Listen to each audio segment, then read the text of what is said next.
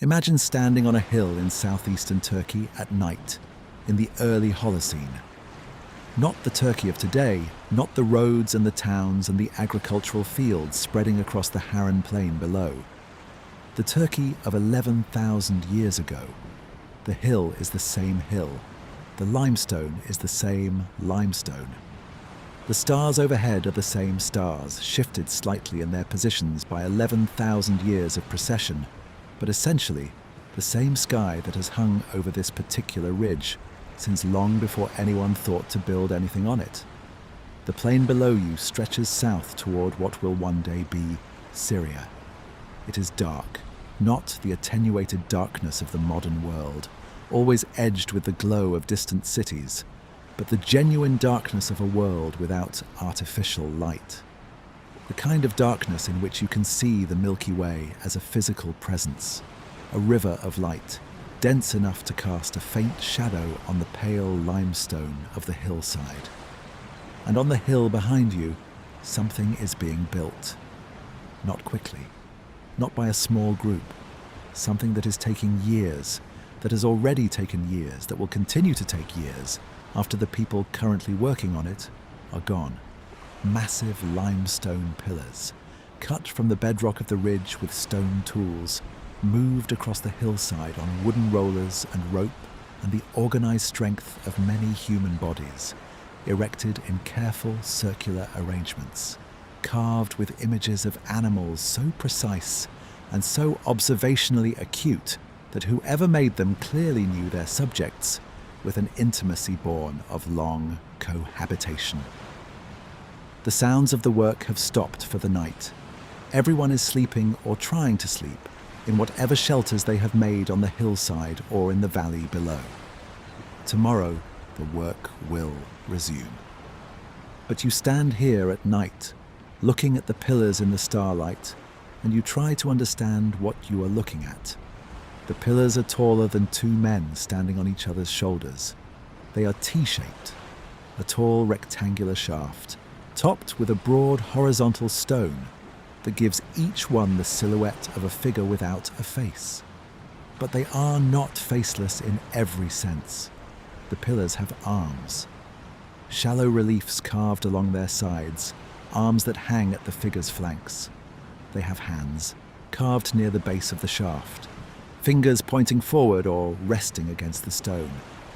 Some have belts around their middles, carved in relief, with what appear to be the skins of animals hanging from them. They are beings. Whatever else they are beings, represented in stone, standing in their circular enclosure facing each other across the interior space. Watching, presiding, doing whatever it is they were erected here to do. You do not know who they are. The people who built them are sleeping on the hillside. If you asked them, they might tell you, in a language that no living person speaks, in a conceptual framework that has no surviving descendants, who these beings are and what they mean and why it was necessary to cut them from the living rock of the ridge and erect them on this particular hill at the beginning of the Holocene. But you cannot ask, and they are gone. Only the stones remain. My name is Arthur, and tonight we're going to stand on that hill together in the starlight and try to understand what the stones are saying. Before we go any further, I want to say hello to whoever is listening right now. I don't know where you are or what time it is for you. I don't know whether you've been following this channel from the beginning. In which case, welcome back, and thank you for continuing to come back. Or whether this is the first time you've sat with me in the dark and let something old and strange fill the space of the night. Arthur's Sleepy History is a place for exactly this. The things that don't resolve cleanly. The sites that don't fit the timeline we thought we had. The questions that archaeology asks and then cannot fully answer. We go slowly here. There is no rush. Göbekli Tepe has been standing on its hill for at least 12,000 years. It can wait for us to find our way into it. If you feel like leaving a comment, tell me where you are in the world and what time it is. Those comments mean more to me than I can easily say. All of us in the dark, thinking about the same ancient hill, And if you want to be here every time I find something worth wondering about, the subscribe button is right there. All right, let's begin at the beginning. In 1963, the University of Chicago and the University of Istanbul conducted a joint archaeological survey of the region around the city of Şanlıurfa in southeastern Turkey. The survey was systematic. Researchers moving through the landscape, noting surface features, collecting pottery sherds and stone tools, building a picture of the region's archaeological potential. They surveyed the hill called Göbekli Tepe. They noted it as a possible medieval cemetery. The tops of large limestone slabs were visible above the ground surface, and the surveyors interpreted them as grave markers. A reasonable assumption, since the region has many medieval period burial sites. The site was recorded and moved on from. The survey report noted Göbekli Tepe as unworthy of further investigation. It sat in the files for 30 years. In 1994, a German archaeologist named Klaus Schmidt was working at a nearby site and came across the 1963 survey report. Something about the description of the stone tops on Göbekli Tepe caught his attention. He drove out to look. What he saw when he stood on the hill was not a medieval cemetery. The limestone slabs protruding from the surface were not grave markers. They were the tops of massive T-shaped pillars, the upper horizontal stones of structures that extended far below the current ground surface. And scattered across the hillside were flint tools, thousands of them, the napping debris of an industrial scale of stone tool production that were unmistakably Paleolithic in character. Not medieval, not Bronze Age, not even early Neolithic. Paleolithic, or at the very latest the transition into the Pre-Pottery Neolithic, before pottery, before agriculture, before the conventional timeline of civilization said that anything like this was possible. Schmidt understood immediately what he was looking at. He later said that he knew within minutes of arriving on the hill that he was standing at one of the most important archaeological sites ever found. He arranged for excavations to begin the following year, and he spent the remaining 20 years of his life. He died in 2014 at 60 years old, still working at the site, trying to understand what Göbekli Tepe was. The excavations that began in 1995 and have continued under different directors ever since have revealed a site of staggering complexity and age. At the current state of excavation, and the current excavations have exposed only a small fraction of the full site, 4 major enclosures have been fully or partially uncovered. They are designated Enclosures A, B, C, and D, and they range from roughly 10 to 30 meters in diameter. Each enclosure consists of a ring of limestone pillars, typically between 10 and 12 pillars, arranged in an oval or circular pattern, with 2 larger central pillars rising from the center of the enclosure floor. The central pillars are the largest.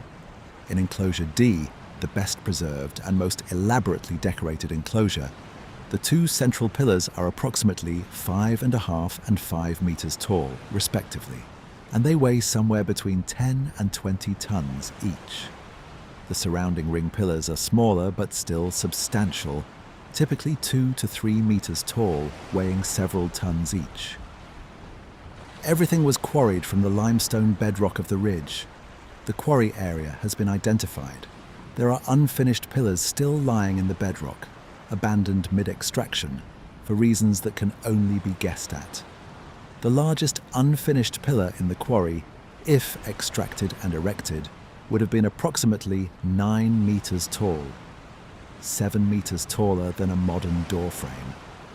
9 meters of carefully carved limestone, intended for a monument that was already larger than anything else in the human world at that time. The age of the site has been determined by radiocarbon dating of organic material found in the fills of the enclosures. The oldest securely dated material from Enclosure D places its construction at approximately 11,600 years ago. right at the transition between the Younger Dryas and the Holocene, at the very beginning of what we now call the Pre-Pottery Neolithic A period. Some researchers believe parts of the site may be older, that the construction of the monument complex began during the Younger Dryas itself, perhaps as early as 12,000 years ago. The dating of the earliest phases is difficult because the most ancient deposits are the deepest and the hardest to reach, and the organic material needed for radiocarbon dating is not always present or well preserved. What is certain is that Göbekli Tepe is the oldest large-scale stone monument ever found. It predates Stonehenge by more than 6,000 years. It predates the Egyptian pyramids by more than 7,000 years. It predates the invention of writing by more than 6,000 years. And it was built by people who had no agriculture, no pottery, no metal tools, and, as far as we can tell, no permanent settlements of any significant size. This is the fact that broke the conventional timeline, not just bent it, broke it. The model of human prehistory that existed before Göbekli Tepe held with considerable confidence that complex monumental architecture was a product of civilization, that you needed cities or at least substantial settled villages before you could organize the labor necessary to quarry and transport and erect multi-ton stone structures, that you needed agriculture, the food surplus it produces, the population density it supports, before you could free up the human time and energy that monument building requires. Göbekli Tepe was built before all of that, by people who, as far as the archaeological record shows, were still primarily hunter-gatherers, who moved through the landscape following animals and plant resources, who had not yet made the commitment to staying in one place that defines the agricultural way of life. And yet they built this. How? The honest answer is, we don't fully know. The site does not contain the evidence we would need to reconstruct the full social organization that made its construction possible. There are no written records. There are no clear signs of permanent habitation at the site itself. No hearths in the sense of domestic cooking fires. No rubbish dumps of the kind that accumulate where people live for extended periods. No evidence of the daily domestic life that leaves its traces in the archaeological record of settled communities. What there is evidence of feasting.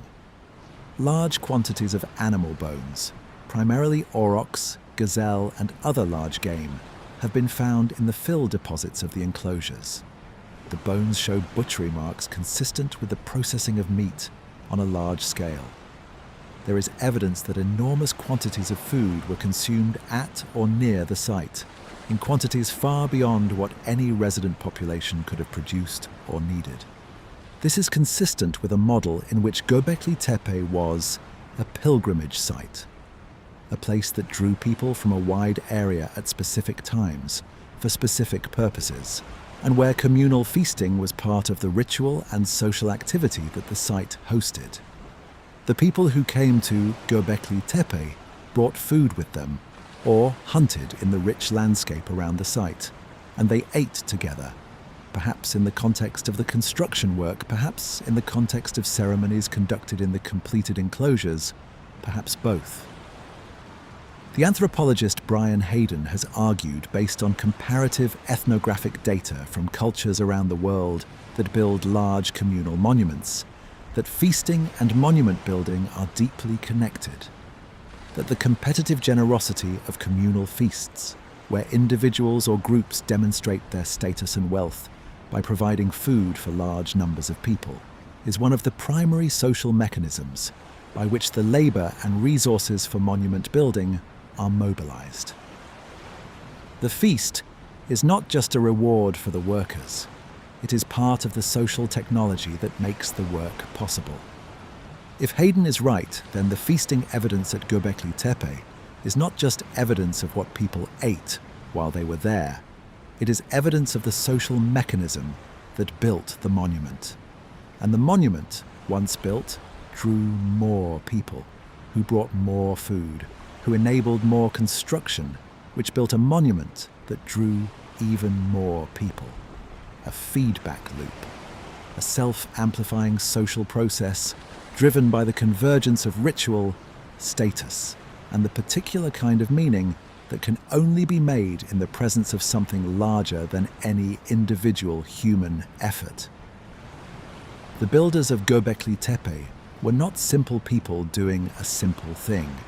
They were sophisticated social actors, navigating a complex web of relationships and obligations and cosmological commitments, doing something that required, and in doing it, created, a level of social organization that had not previously existed.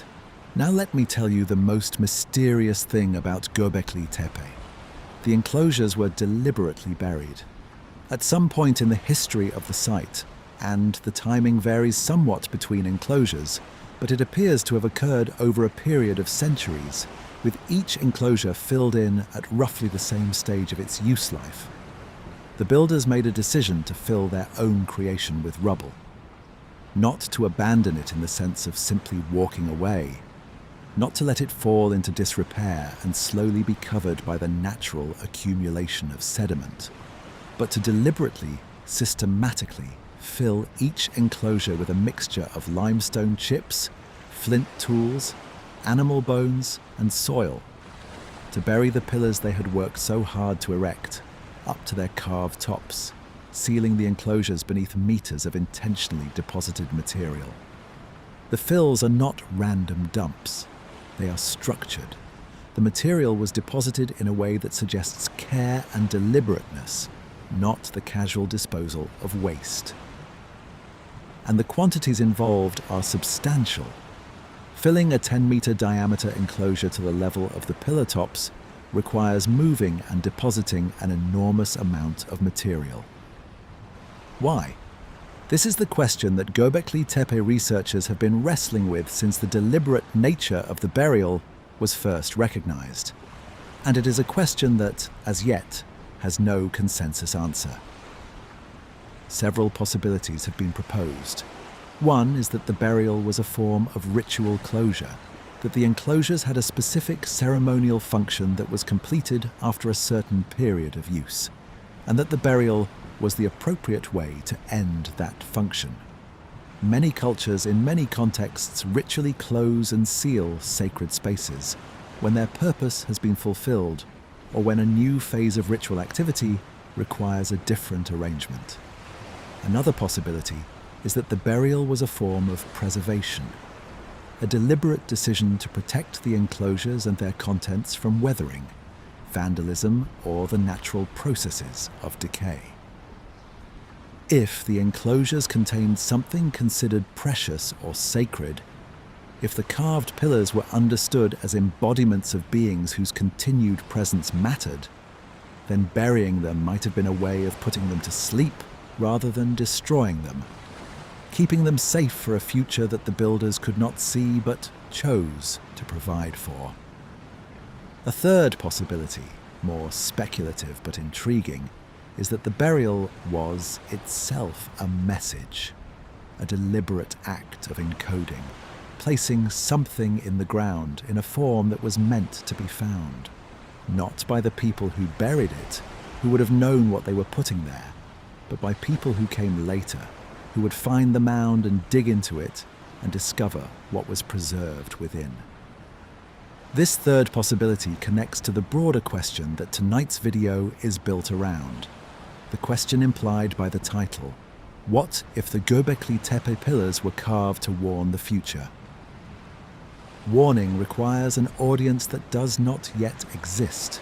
It requires an act of communication directed not at the present, but at whoever comes after, at the people who will live in the world that the warning is about, who may not yet have the capacity to receive or understand it. The builders of Göbekli Tepe could not know who would find their monument. They could not know how long it would take. They could not know whether the people who eventually looked at the carved pillars would understand what they were seeing. But they built it anyway, and they buried it. And 11,000 years later, a German archaeologist stood on a hill in Turkey and looked at a stone sticking out of the ground and understood within minutes that something important was there. The warning, if it was a warning, took 11,000 years to deliver, and we are still learning how to read it. In the next part of our journey tonight, we are going to go inside the enclosures. We are going to walk through them pillar by pillar and look at what was carved there. The animals, the beings, the strange images that have been pressed into the limestone with stone tools by people who died 11,000 years ago and left us this enormous silent message. The foxes and the snakes, the vultures and the scorpions, the headless man, the beings with their arms at their sides and their hands folded and their absent faces. They are waiting for us. They have been waiting for 11,000 years. A little longer won't trouble them. But before we go inside, I want to spend more time with the impossibility. Not just the impossibility of the monument's age, though that is extraordinary enough. I want to spend time with what the impossibility means, what it implies about the people who built it, and about our understanding of the human past.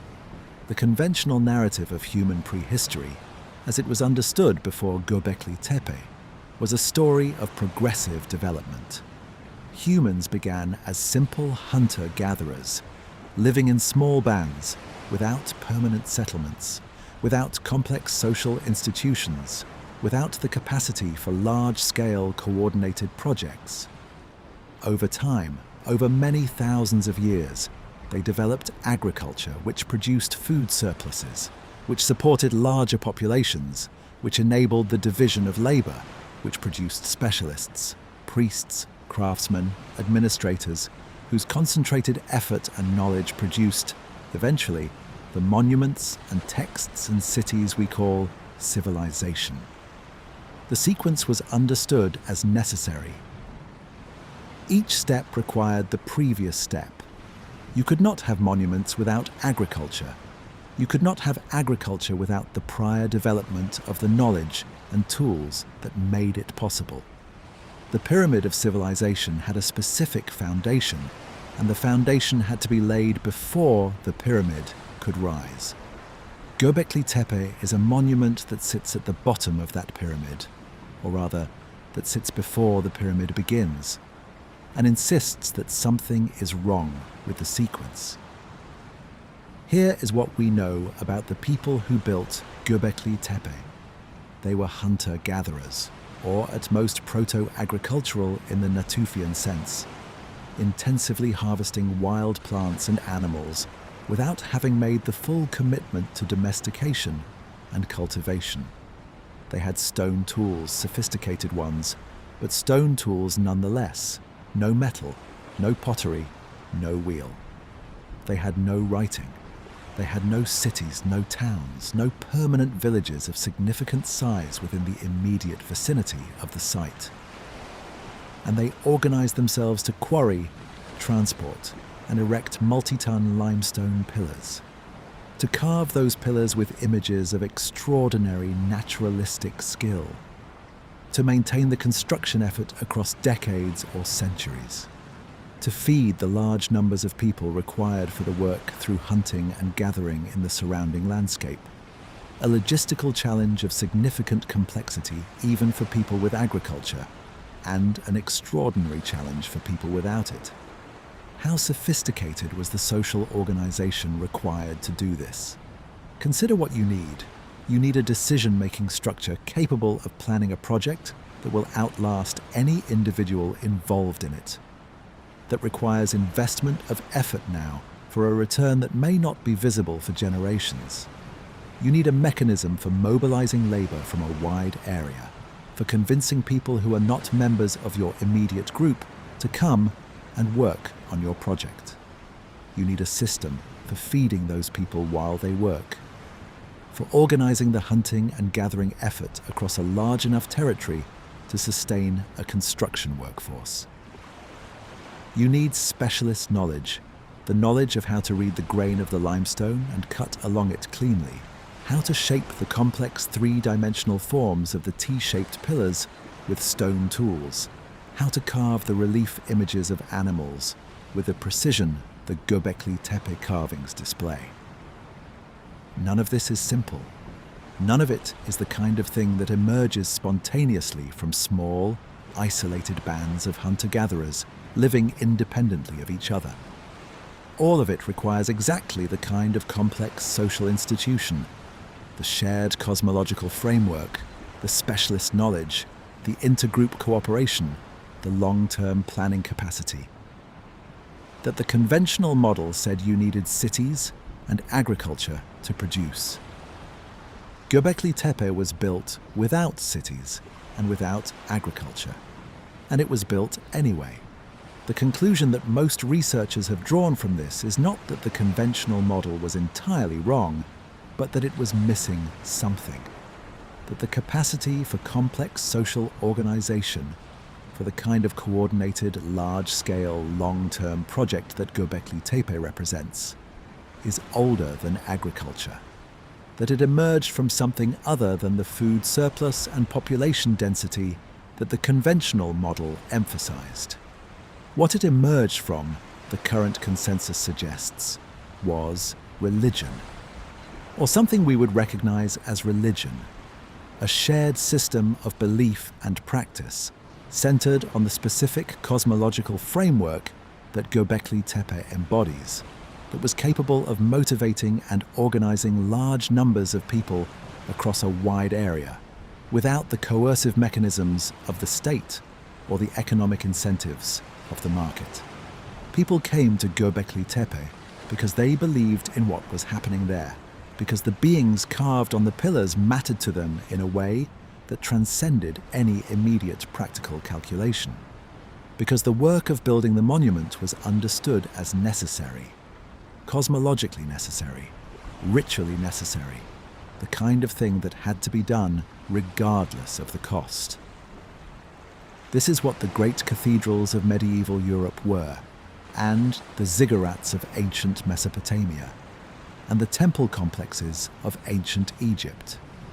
In each case, the social organization required for their construction was made possible not primarily by economic rationality, but by shared belief, by the collective conviction that the building of this particular thing was, in some fundamental sense, required.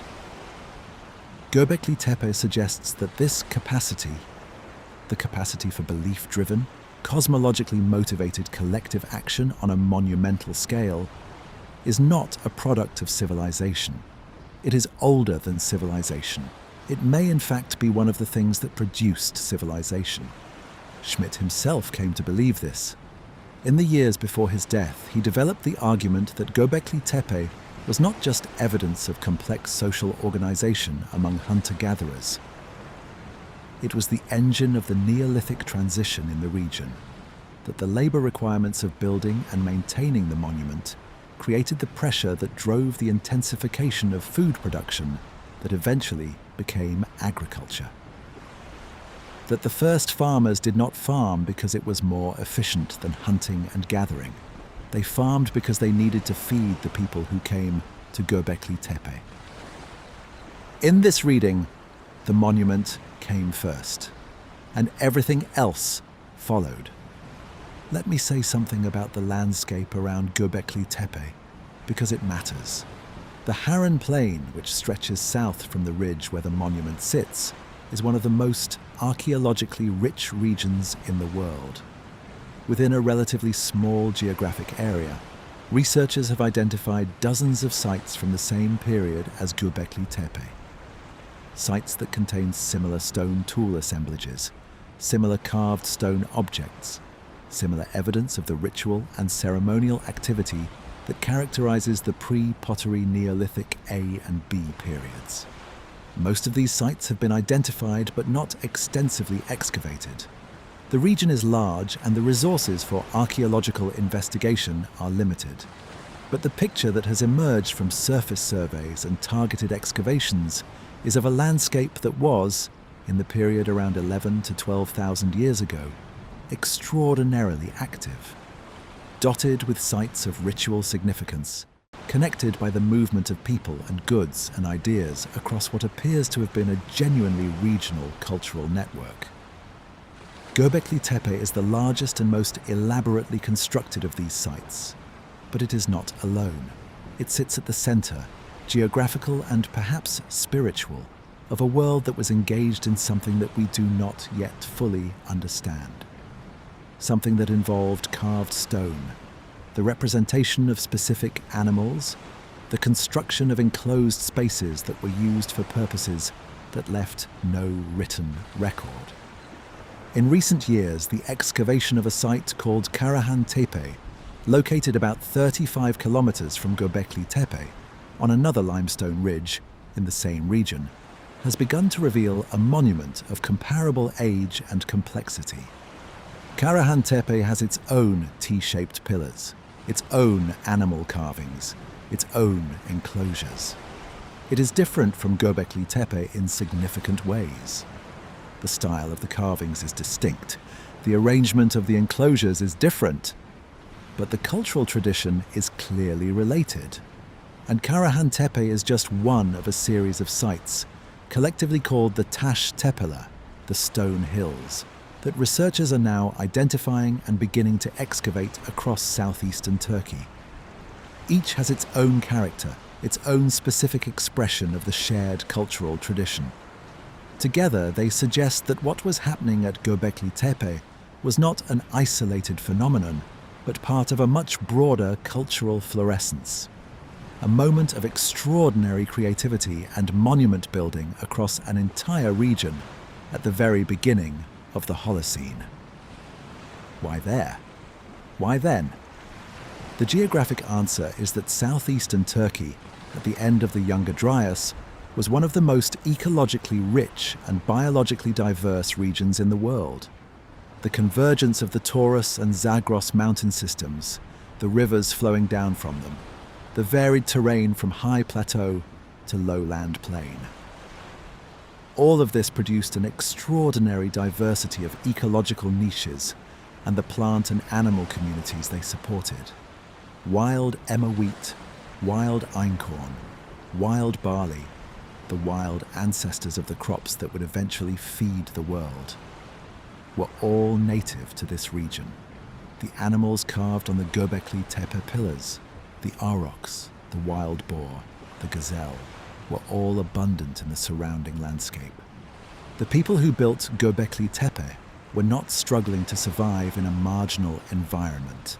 They were living in one of the richest environments on Earth, in a period of warming climate, with abundant food sources and the leisure, if we can use that word, to invest enormous effort in something other than immediate subsistence. And the cultural answer, the answer to why this particular tradition of monument building emerged in this place at this time, connects back to everything we discussed in the previous video. The Younger Dryas had just ended. The world that had been cold and dry for 1,200 years was warming again. The communities that had survived the disruption, that had adapted and contracted and held on, were now expanding into a newly hospitable landscape. And they were doing so with the memory of catastrophe, with the understanding, however attenuated and transformed, that the world could change without warning, that the abundance of any given moment was not guaranteed, that something important had been lost, and something important needed to be done to prevent the forgetting of what had been lost. They built the monument, and somewhere in the carved limestone of its pillars, in the animals and the beings, and the strange symbolic vocabulary of the Göbekli Tepe tradition, they tried to say what they needed to say. In the next part of our journey tonight, we are going to go inside the enclosures. Let's go inside. Enclosure D is the largest and best preserved of the excavated enclosures at Göbekli Tepe. It is where the most elaborate carvings are found, where the two tallest central pillars stand, where the full complexity of what the builders were doing is most visible. It is where most researchers spend most of their time when they are trying to understand the site. So let's start there. The enclosure is roughly 20 meters in diameter, the size of a reasonably large house or a small theatre. The floor is bedrock limestone smoothed by the builders. Around the perimeter, set into low stone benches or into sockets cut into the bedrock, stand 12 pillars in an irregular oval. They vary in height from about 1.5 to 3 meters. Each one is T-shaped. Each one, to a greater or lesser degree, is carved. At the center of the enclosure, rising from the floor, are the two great central pillars. They are taller than the surrounding ring, roughly 5.5 meters each, counting from the base of the shaft to the top of the horizontal stone. They face each other across the central space, their T-tops at the same height, their carved surfaces oriented inward, toward each other and toward whatever activity took place in the space between them. Now, stand in the enclosure, look at the central pillars. Each pillar has arms, not carved in the round, not three-dimensional arms projecting from the shaft, but in low relief, pressed into the stone surface so that you can see the shape of them against the flat face of the pillar. The arms run down the sides of the shaft from just below the T-top, bending at the elbow, forearms extending forward and then turning downward to meet at a point just above the base. And at the end of those forearms, carved in careful detail, are hands with fingers. The fingers are slightly spread, as if the hands are resting or reaching rather than gripping. The right hand and the left hand are clearly differentiated. The carving is precise enough that you can count the fingers. Below the hands, at about the level where a belt would sit on a human body, there is a belt. An actual belt carved in relief around the circumference of the shaft. A broad band of stone with what appear to be the skins of animals hanging from it, dangling downward. And above the belt, on the front face of one of the central pillars, is something else. A series of symbols carved in the stone. A crescent, what appears to be a disc. Abstract forms that have not been definitively interpreted, but that clearly meant something specific to the people who put them there. The pillar is a being. Everything about it says so. The arms, the hands, the belt, the symbols. Whatever it represents, God, ancestor, spirit, cosmic figure, it is not simply a decorated column. It is a presence, something with interiority, with authority, with whatever it is that the T-shaped beings were understood to possess. And there are 12 of them around you in the ring, and 2 more at the center, and you are standing inside the space they define, surrounded by their attention. Now look at the ring pillars. The ring pillars of Enclosure D are carved with animals. Not all of them, some have only simple geometric forms or are largely uncarved, but many of them carry elaborate relief carvings that cover large portions of their surface. And the animals carved on them are specific, observed, rendered with a naturalism that implies the carvers knew these animals well. The most common animal at Göbekli Tepe, appearing across multiple enclosures on multiple pillars, in multiple different poses, is the fox. The fox appears more than any other animal at the site. This is striking because foxes are not the most impressive or dangerous animals in the late Pleistocene fertile crescent landscape. They are not the aurochs, the enormous wild cattle, ancestors of domestic cows that weighed up to a ton and could be genuinely dangerous to hunt. They are not the lions or leopards that represented the apex of predatory power. They are not the wild boars with their impressive tusks and their aggressive temperament. The fox is quick, clever, nocturnal, a predator of small things, a scavenger of larger kills, an animal that moves through the landscape at the margins, between settlements and wilderness, between day and night, between the visible and the hidden. In later Mesopotamian and Anatolian symbolism, the fox is frequently associated with trickery, with boundary crossing, with the spirit world. It is an animal that belongs to the liminal, the threshold, the place between categories. Not quite wild, not quite domestic, not quite predator, not quite prey. At Göbekli Tepe, the fox appears to have held a specific and important place in the symbolic system of the builders. Its prevalence suggests it was not merely a common animal included among many others.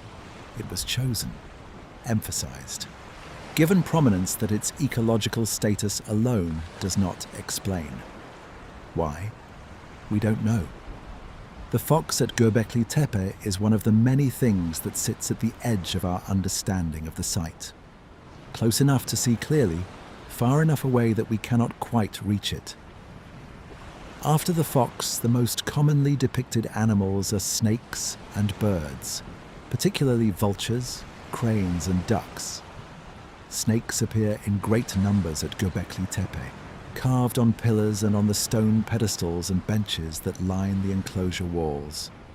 They are typically depicted in a way that emphasizes their sinuous movement, winding, descending, sometimes in clusters of multiple snakes on the same surface. In many ancient traditions, snakes are associated with the underworld, with the realm of the dead, with the chthonic powers that live beneath the surface of the earth.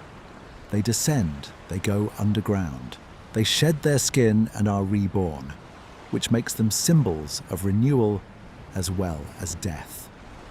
The snake that moves between the surface world and the underground world is a natural symbol for the boundary between the living and the dead.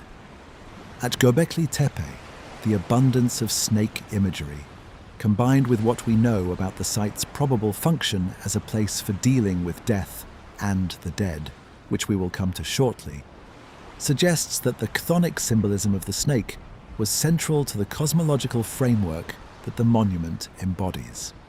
The birds are more varied in their associations. The cranes and ducks that appear at the site are water birds, associated in many traditions with the transitional, with the movement between different realms, between water and land, between earth and sky. The vultures are something else. Vultures are scavengers. They eat the dead. They circle over death, descend to it, consume it. In many cultures, this association with death has made them symbols of the transformation of the dead, of the passage from the living body to whatever comes after. In some ancient traditions, particularly in Central Asia and the Tibetan plateau, vultures are explicitly used in sky burial. The exposure of the dead body to vultures, who are understood as carrying the soul or the life force of the deceased upward into the sky as they eat. There is evidence at Göbekli Tepe that sky burial may have been practiced. Human skull fragments have been found at the site, modified in ways that suggest deliberate processing of the dead. Skulls with cut marks consistent with defleshing, with drilled holes, with what may be evidence of their use as ritual objects or as containers. The site contains human remains, but not in the form of ordinary burials, not skeletons laid out in graves. The human remains are fragmentary, scattered, mixed with animal bones in the fill deposits. The dead were present at Göbekli Tepe, but not in the way they are present in ordinary cemeteries. They were there as fragments, as elements of the ritual landscape, as participants in whatever the enclosures were used for. And the vultures on the pillars, watching over the space, wings half raised, eyes fixed on whatever lay below them, were part of the same symbolic complex. The birds that eat the dead, the birds that carry something upward, the birds that stand at the threshold between life and whatever comes after. There is one more animal I want to spend time with before we get to the most famous image at the site, the scorpion. Scorpions are venomous, nocturnal, capable of killing. In ancient Near Eastern tradition, they are associated with the underworld, with death, with the dangerous and the transgressive. The scorpion men of Mesopotamian mythology, figures that appear in the Epic of Gilgamesh as guardians of the gates of the sun, combine the scorpion's dangerous nature with human intelligence. They are beings of the threshold, guardians of the passage between the human world and the beyond.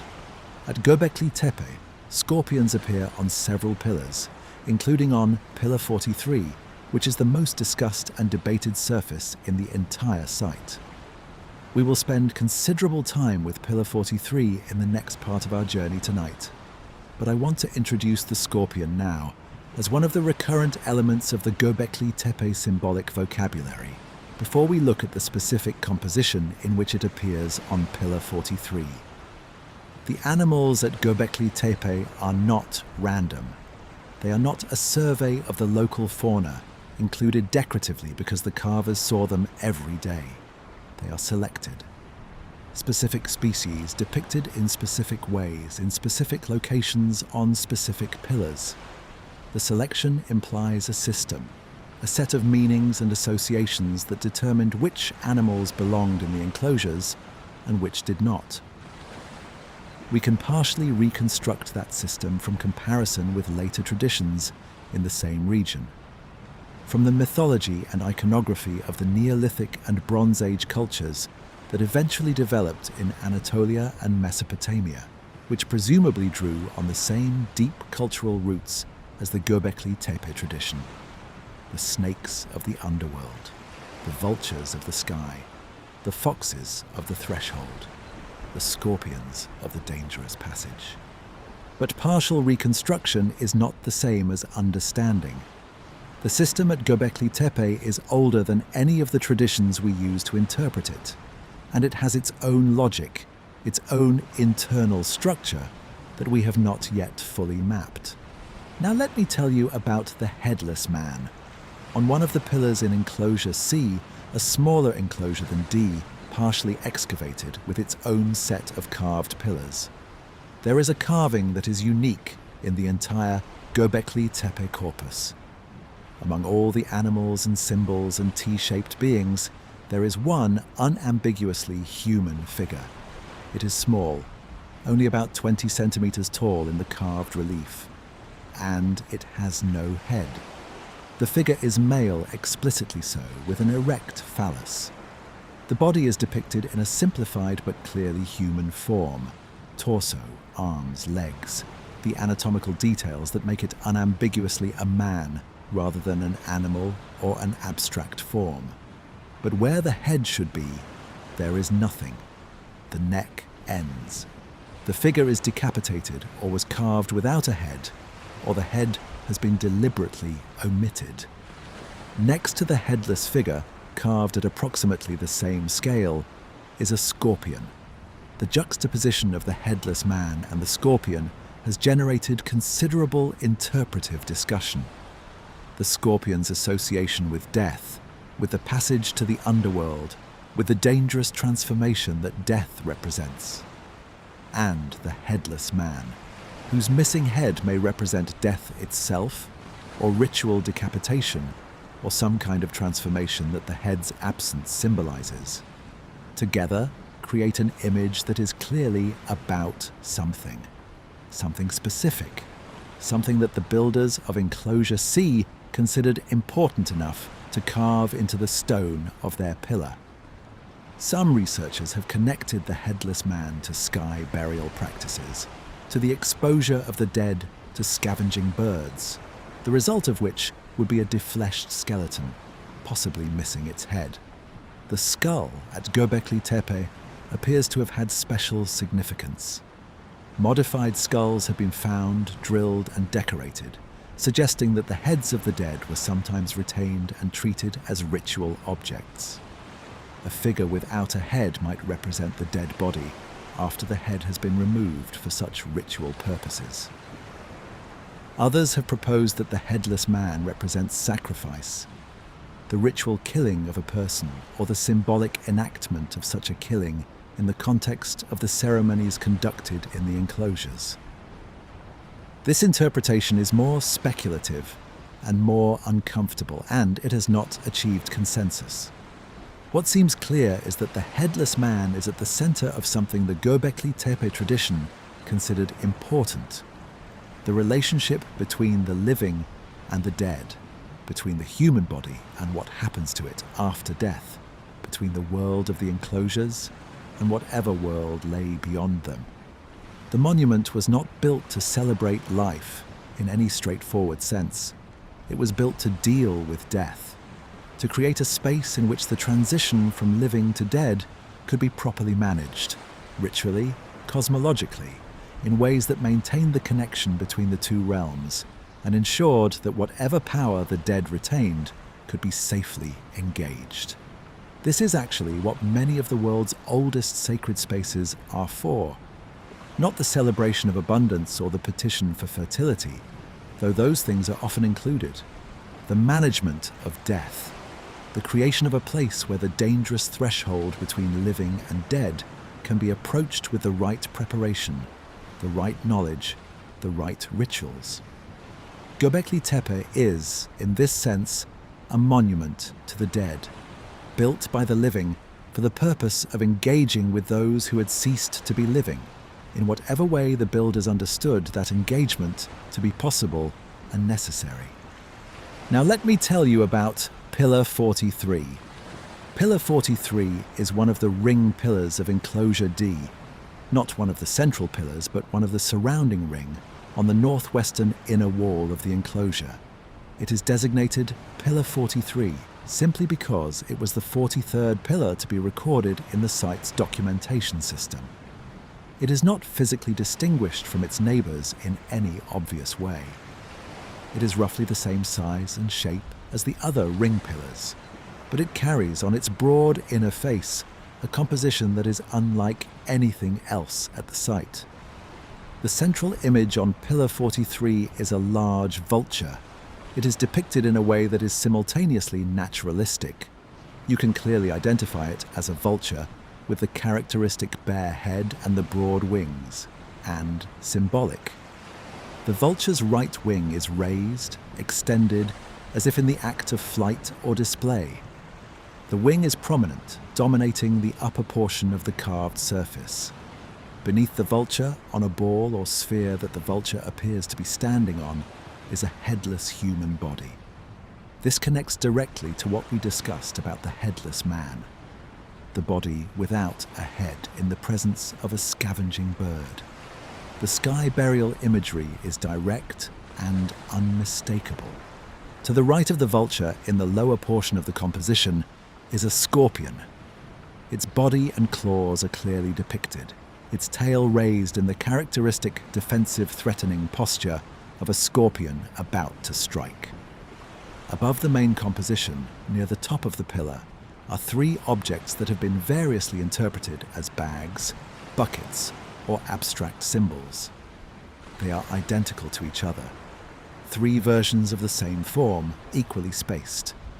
Their meaning has not been established, though they appear in similar form at other Göbekli Tepe contexts, and seem to be a specific element of the site's symbolic vocabulary.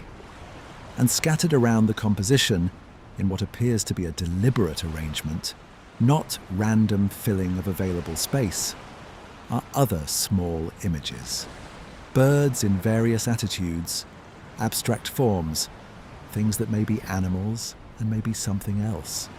This is the composition that Martin Sweatman and Dimitrios Tsikritsis, in their 2017 paper, proposed represents a specific astronomical configuration. The night sky as it appeared at a specific moment in time, encoding the date of a cosmic impact event. We will examine that hypothesis in depth in the next part of tonight's journey, but I want to establish the composition first, in its own terms, before we try to layer the astronomical interpretation over it. What does Pillar 43 say if you look at it without any astronomical hypothesis? It says death. It says the sky and the dead body and the dangerous creature and the transformation. It says something happened here, at this threshold between the living and the dead, that involved the sky and what falls from it and what it means for the things that live beneath it. Whether that something is specifically astronomical, whether the composition is literally mapping the night sky, or whether it is more broadly cosmological, using the animals of the sky and the animals of death to describe the relationship between the heavens and the underworld, is the question we will sit with. But before we get there, I want to stay in the enclosure for a little while longer, because there is something about being inside the space, even imaginatively, even at this remove of 11,000 years, that I think is worth not rushing past. The enclosures at Göbekli Tepe are enclosed. The word seems obvious, but it matters. They are bounded spaces, defined by the ring of pillars, with a specific inside and a specific outside. You enter through a gap in the ring. You are inside, the pillars are around you, the T-shaped beings looking in from the periphery, the two great central beings facing each other across the space you are standing in. It is intimate for a monument. Not vast like the interior of a cathedral designed to overwhelm by scale. Human-scaled, or nearly so. A space that a group of people can stand in together without being dwarfed by it. And it is densely meaningful. Every surface carries something. Every animal on every pillar was chosen and placed with intention. The relationship between the images on different pillars within an enclosure, which animals appear together, which symbols accompany which figures, is part of a system that the builders understood and that we are still trying to decode. What did it feel like to stand inside Enclosure D 11,000 years ago, with the torchlight moving across the carved surfaces, with the two great central pillars casting their shadows across the floor, with whatever ceremony was being conducted in the space around you? We cannot know. The ceremonies are gone with the people who conducted them. The meaning of the space, the felt meaning, the experiential reality of being inside it during whatever rituals it hosted, is not preserved in the limestone, but the limestone itself is preserved. The arms and the hands and the belt and the animals, the vulture and the scorpion and the headless man. The fox that appears more than any other creature in this place, where the dead were managed and the sky was watched. They are saying something. And in the next part of our journey tonight, we are going to try harder to hear it. But before we leave the enclosures, I want to spend more time with the carvings that we haven't fully discussed yet. Because Enclosure D, for all its importance, is one of 4 excavated enclosures. And each one has its own character, its own specific selection of images, its own contribution to the overall symbolic program of the site. Enclosure C is older than D. The radiocarbon dates suggest it was built slightly earlier, and some researchers believe the enclosures were constructed in a sequence that moved roughly from older to newer as you go around the site. Enclosure C's pillars are somewhat smaller than those of D, and the carvings are in some ways simpler, but they include some of the most striking images at the whole site. The boar appears prominently in Enclosure C. Not the wild boar as we might casually picture it, a stocky, somewhat comic creature rooting around in woodland undergrowth, but the aurochs-scale boar of the late Pleistocene Near East, an animal that could weigh 300 kilograms, with tusks capable of serious damage, with the aggressive temperament of an animal that had not been domesticated and had no reason to fear humans. The boar depicted on the Enclosure C pillars is dangerous. It is depicted with its bristles raised, its body tense, in the posture of an animal that is about to charge, rather than one that is peacefully feeding. Why the aggressive boar? The same question applies as to the fox. Why this animal depicted in this way?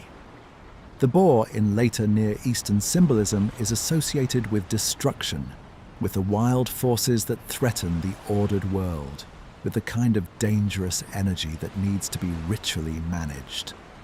A boar that has gone out of control, that has broken into the cultivated fields and destroyed the crops, or that has turned on the hunters and killed one of them, is a symbol of the chaos that lurks at the edge of human order. In the enclosed space of Enclosure C, with the aggressive boar carved on its pillars, the ritual dimension of the carvings becomes clearer. These are not decorative images of pleasant animals. They are the powers that need to be managed, appeased, ritually brought into relationship with the human world in a way that makes them less dangerous rather than more. The enclosure is a ritual technology for managing dangerous powers. By carving the boar on the pillar and enclosing it in the defined sacred space, the builders were doing something to the boar's power. Not eliminating it, but containing it, orienting it, making it present in a way that could be worked with rather than simply feared. Enclosure A is the smallest of the excavated enclosures, and in some ways the most enigmatic. It is oval rather than circular, and its pillars are less elaborately carved than those of C and D. But one of its pillars carries an image that has attracted particular attention: a large feline. Whether it is a lion or a leopard is debated. The carving is somewhat worn, and the exact species is not clearly determinable. But it is clearly a large predatory cat, and it is depicted in a posture of attack, lunging, claws extended, body fully extended in the position of a cat that has launched itself at a prey animal. The attacking feline on Enclosure A's pillar is one of the most viscerally powerful images at the site. It is not a symbol in the same way that the fox or the snake is a symbol, not primarily an element of a cosmological system. It is an encounter, an image of raw predatory power captured in stone at the moment of maximum danger. What does it mean to put that image in the enclosure? To carve the moment of attack into the stone of the sacred space? Some researchers have suggested that the images of dangerous animals at Göbekli Tepe served a function related to shamanic practice. That the enclosures were spaces in which ritual specialists entered altered states of consciousness, and, in those states, encountered the spirit forms of the animals depicted on the pillars. The carvings were not just images, they were the presences themselves, made manifest in stone, available for ritual engagement. This interpretation draws on the well-documented role of animal spirits in shamanic traditions worldwide. The shaman who can enter the spirit world and negotiate with the powers that govern the natural world, who can speak with the spirit of the boar or the lion or the fox and persuade it to act in ways that benefit the human community, is a figure that appears in hunter-gatherer cultures across the globe. And the cave art of the European Paleolithic, the images of animals painted in the deep, dark, difficult-to-reach chambers of caves, has been interpreted by some researchers as related to exactly this kind of shamanic practice. The creation of a liminal space in which encounter with animal spirits was possible. Göbekli Tepe is above ground rather than underground, but the logic might be the same. The enclosures define a liminal space, separated from the ordinary world by their physical boundaries and their sacred associations, in which the ritual specialists of the community could engage with the powers represented by the carved animals. The T-shaped beings in this interpretation are not gods in the later Near Eastern sense, not omnipotent cosmic rulers who demand worship and control the fate of nations. They are something closer to ancestors or spirit beings, the powerful dead, the beings who have passed through the threshold of death and now inhabit the space between the human world and the beyond. Standing in the enclosure with the carved animals around them, the T-shaped beings are the guides and mediators, the figures who know how to navigate the dangerous territory that the living cannot enter without assistance. This is speculative. It is one interpretation among several, and it is based more on analogy with other traditions than on direct evidence from the site itself. But it is consistent with what we know about Göbekli Tepe. The human remains, the animal imagery, the enclosed sacred space, the evidence of large-scale communal ritual, in a way that purely aesthetic or political interpretations are not. Let me spend some time with the broader question of what the Göbekli Tepe tradition was and where it came from. Because one of the most striking things about the site, when you step back from the specifics of individual carvings and enclosures, is that it is not primitive. It is not a first attempt.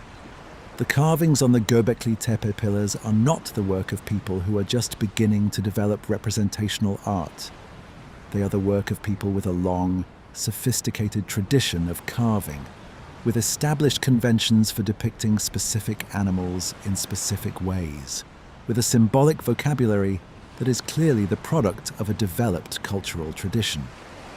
You do not carve a vulture with that kind of precision and naturalism, the specific anatomy of the head, the exact posture of the raised wing, if you are just beginning to make images. You carve it that way if you have been making images of vultures for a long time, within a tradition that has developed specific conventions for how vultures should be depicted. Where is the earlier tradition? Where are the simpler, cruder precursors that should, by the logic of artistic development, precede the sophisticated work at Göbekli Tepe? The honest answer is, we haven't found them. Or rather, we have found some things. Portable carved objects from earlier periods in the region, abstract forms and simple animal representations that suggest a long prehistory of stone carving. But nothing that clearly and directly leads to the Göbekli Tepe style. The tradition appears in the archaeological record already developed, already sophisticated, already possessed of the full range of techniques and conventions that the site's carvings display. This does not mean there was no earlier tradition. It almost certainly means that the earlier tradition exists somewhere we haven't yet looked. In sites that are still buried, still undiscovered, still waiting for the survey or the chance find that will bring them to light. Or, more unsettlingly, it may mean that some of the earlier tradition existed in a place that is now inaccessible. On the now submerged continental shelves, or in the valleys that were covered by the advancing vegetation of the early Holocene, or in some other location where the conditions for preservation were not as good as they were on the dry limestone ridge of Göbekli Tepe. The tradition that built Göbekli Tepe came from somewhere. It had a history, and that history is, at present, one of the significant gaps in our understanding of the site. What we can say is that the tradition did not end with Göbekli Tepe. The same cultural impulse, the carving of T-shaped pillars, the depiction of specific animals in the context of enclosed sacred spaces, the complex cosmological symbolism, appears at Karahan Tepe, at Taş Tepeler, at several other sites across the region that are currently being excavated. Karahan Tepe in particular has produced some remarkable recent discoveries. The site contains T-shaped pillars carved in a style closely related to Göbekli Tepe's, but with distinctive differences that suggest the two sites, while sharing a cultural tradition, had their own local expressions of it. Karahan Tepe has produced what appears to be a fully three-dimensional human figure, a bust emerging from the rock, with a face, with recognizable human features. Unlike anything found at Göbekli Tepe, where the human figure is always abstracted into the T-shape, or, in the case of the Headless man, deliberately incomplete. The face at Karahan Tepe is striking. It is a human face, clearly, with eyes and a nose and what may be a beard. It is not the featureless T of the Göbekli Tepe pillars. It is looking at you. What does it mean that at one site the human figures have no faces, and at another site, part of the same cultural tradition, the human figure has a face that is looking directly at you? Is this a theological difference, a different understanding of what the beings in the enclosures are? A chronological difference, a later development in which the abstracted T form is resolved into something more explicitly human. A functional difference. The Karahan Tepe figure serving a different ritual purpose than the Göbekli Tepe pillars. We don't know yet. Karahan Tepe is still being excavated, and the picture of what it contains and what it means is still forming. But it adds depth and complexity to the Göbekli Tepe tradition, making it clear that what we are dealing with is not a single site, but a network of related sites, each with its own character, each contributing something to the understanding of the whole. The network is the thing. Not any individual site, but the web of connections between them, the movement of people and ideas and ritual knowledge across the landscape, the shared tradition that expressed itself differently in different places, while remaining recognizably itself. This is what a religion looks like. Not a single temple or a single set of doctrines, but a shared framework of belief and practice that takes different forms in different places, while maintaining its essential coherence. The Göbekli Tepe tradition is the earliest religion we can see in the archaeological record. Not because the Paleolithic people who painted the caves had no religion, but because Göbekli Tepe is where the religion became monumental, where it built something that we can still see. And what it built was a message, not a simple message, not a message that can be decoded into a sentence or a proposition. A message in the form of a space and the images that define it. A message that you have to stand inside to receive, that works through experience rather than through reading, that speaks in the language of symbol and presence rather than the language of statement and argument. We are going to spend the next part of our journey trying to decode one specific element of that message, the astronomical hypothesis that connects Pillar 43 to a specific date, and that date to the event we explored in the previous video. But I want to hold on to what we have established in this part of the journey before we move on. The enclosures are sacred spaces for dealing with death. The animals on the pillars are selected and symbolic, not random or decorative. The fox is the most common, liminal, clever, a creature of thresholds. The snakes descend to the underworld. The vultures carry the dead upward. The scorpion guards the dangerous passage. The headless man has crossed it. And the T-shaped beings, arms at their sides, hands folded, absent faces, stand in the middle of all of it, presiding over whatever it is that happens in the space between the living and the dead. They have been standing there for 11,000 years, and we are only just beginning to understand what they are standing for. Let's talk about Pillar 43. Not just the images on it, we have already described those. The vulture with its raised wing, the headless body on the sphere, the scorpion to the right, the three identical objects near the top, the scattered smaller images around the main composition. Let's talk about what those images might mean in astronomical terms, because that is where the most consequential and most contested interpretation of Göbekli Tepe lives.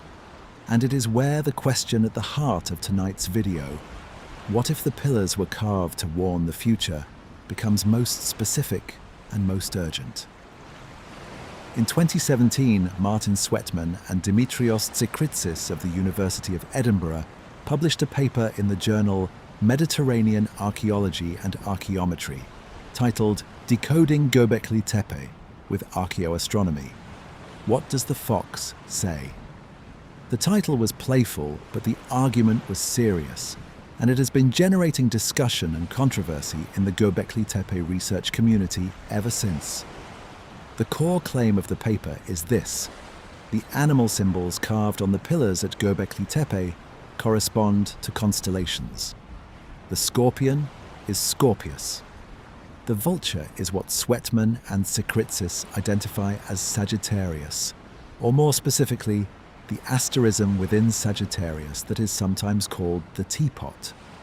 The other animals on specific pillars correspond to other constellations in a way that, When mapped against the night sky using software that accounts for the precession of the equinoxes, the slow wobble of the Earth's axis that causes the apparent positions of stars relative to the celestial poles to shift over millennia, points to a specific date.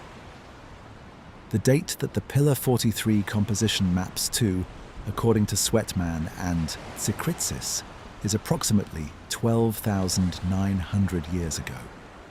12,900 years ago, the Younger Dryas boundary, the date of the proposed cosmic impact that we explored in the previous video. The moment when the thin, dark layer of nanodiamonds and platinum and charcoal was deposited in the sediment record across 2 continents. The researchers propose that Pillar 43 is not simply a decorative composition, it is a date stamp, a record of the night sky at the moment of a specific event, the cosmic impact or airburst or swarm encounter that triggered the Younger Dryas, and the event itself is indicated by the other elements of the composition, the headless body, representing the deaths caused by the impact, the vulture representing the scavenging of the dead, the aftermath, the scorpion representing the specific configuration of the sky at the moment of the event. In this reading, Pillar 43 is the oldest astronomical record in human history, carved by people who had witnessed or heard detailed accounts from those who had witnessed a catastrophic cosmic event. Who understood that the event was connected to a specific configuration of the night sky, a specific moment when the sky was doing something particular as the disaster struck, and who encoded that information in stone, in a monument built to last, because they wanted the knowledge to survive. The warning is, remember what the sky looked like when it happened, so that when the sky looks like that again, you will know what is coming. This is a breathtaking claim, and I want to be genuinely careful about how I present it, because it is both compelling and contested, and doing justice to it requires holding both of those things at the same time. Let me start with the methodology, because that is where the most legitimate scientific objections arise.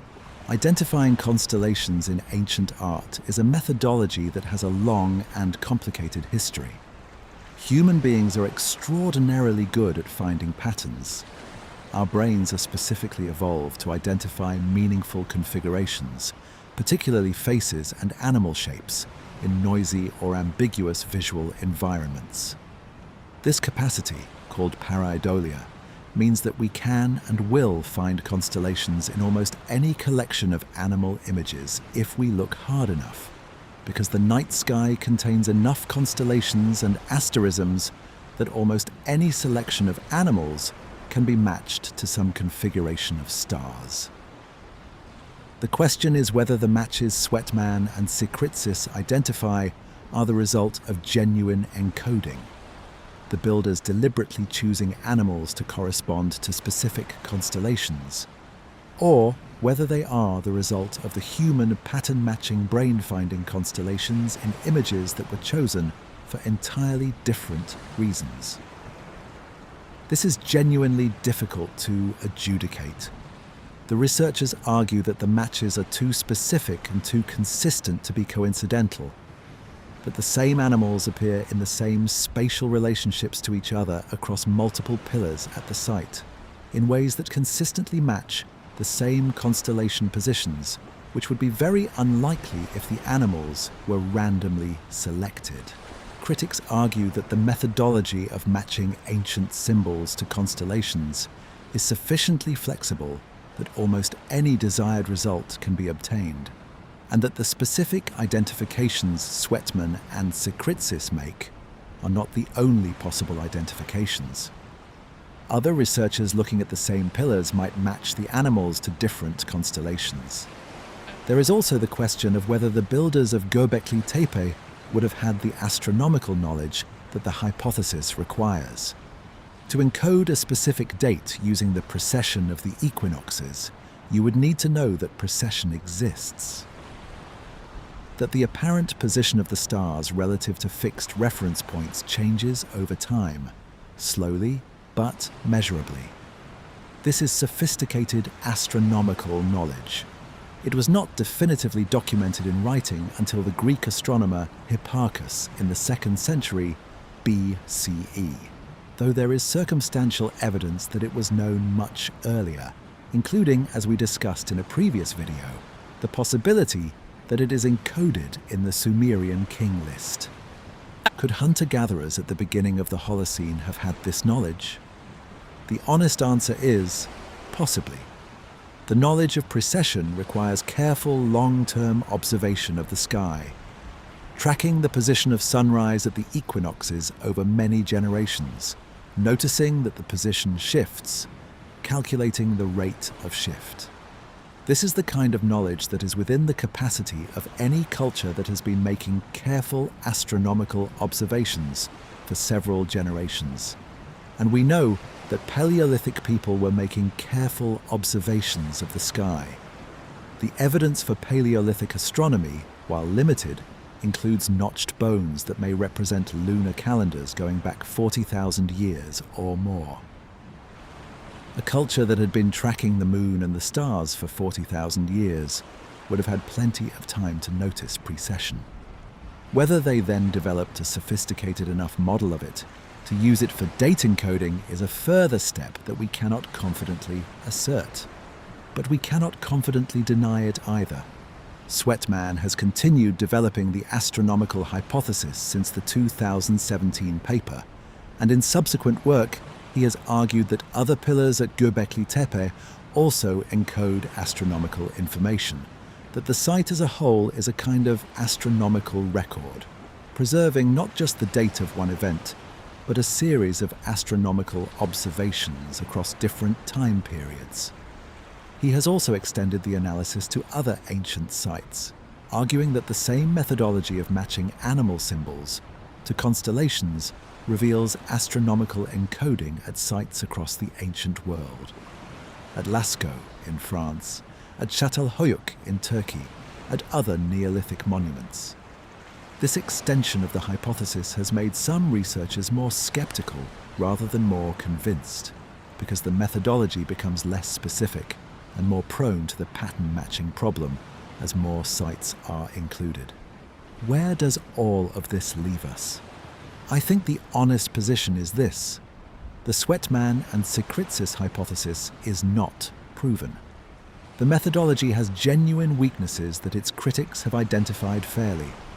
The specific constellation identifications it makes are not universally accepted. But it is not obviously wrong. The correspondence between the Pillar 43 composition and the night sky at 12,900 years ago is striking enough that it cannot be dismissed as clearly coincidental.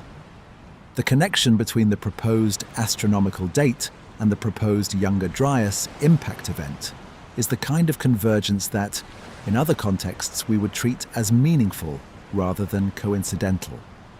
And the broader question the hypothesis raises: whether ancient peoples who lived through or remembered a catastrophic cosmic event would have attempted to encode information about that event in a permanent monument is not only plausible, but almost obviously yes. Of course they would.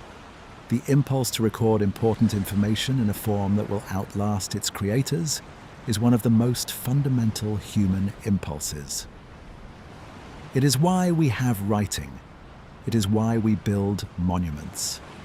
Whether Pillar 43 is a specific record of the Younger Dryas impact, or whether it is a more general cosmological composition that uses the sky as a symbolic framework without encoding a specific date. Both of these are possible. Both of them are more interesting than the alternative of treating the composition as purely decorative. Let me spend some time now with the broader question of the astronomical orientation of the Göbekli Tepe enclosures, because this is separate from the Pillar 43 hypothesis and has achieved more mainstream acceptance.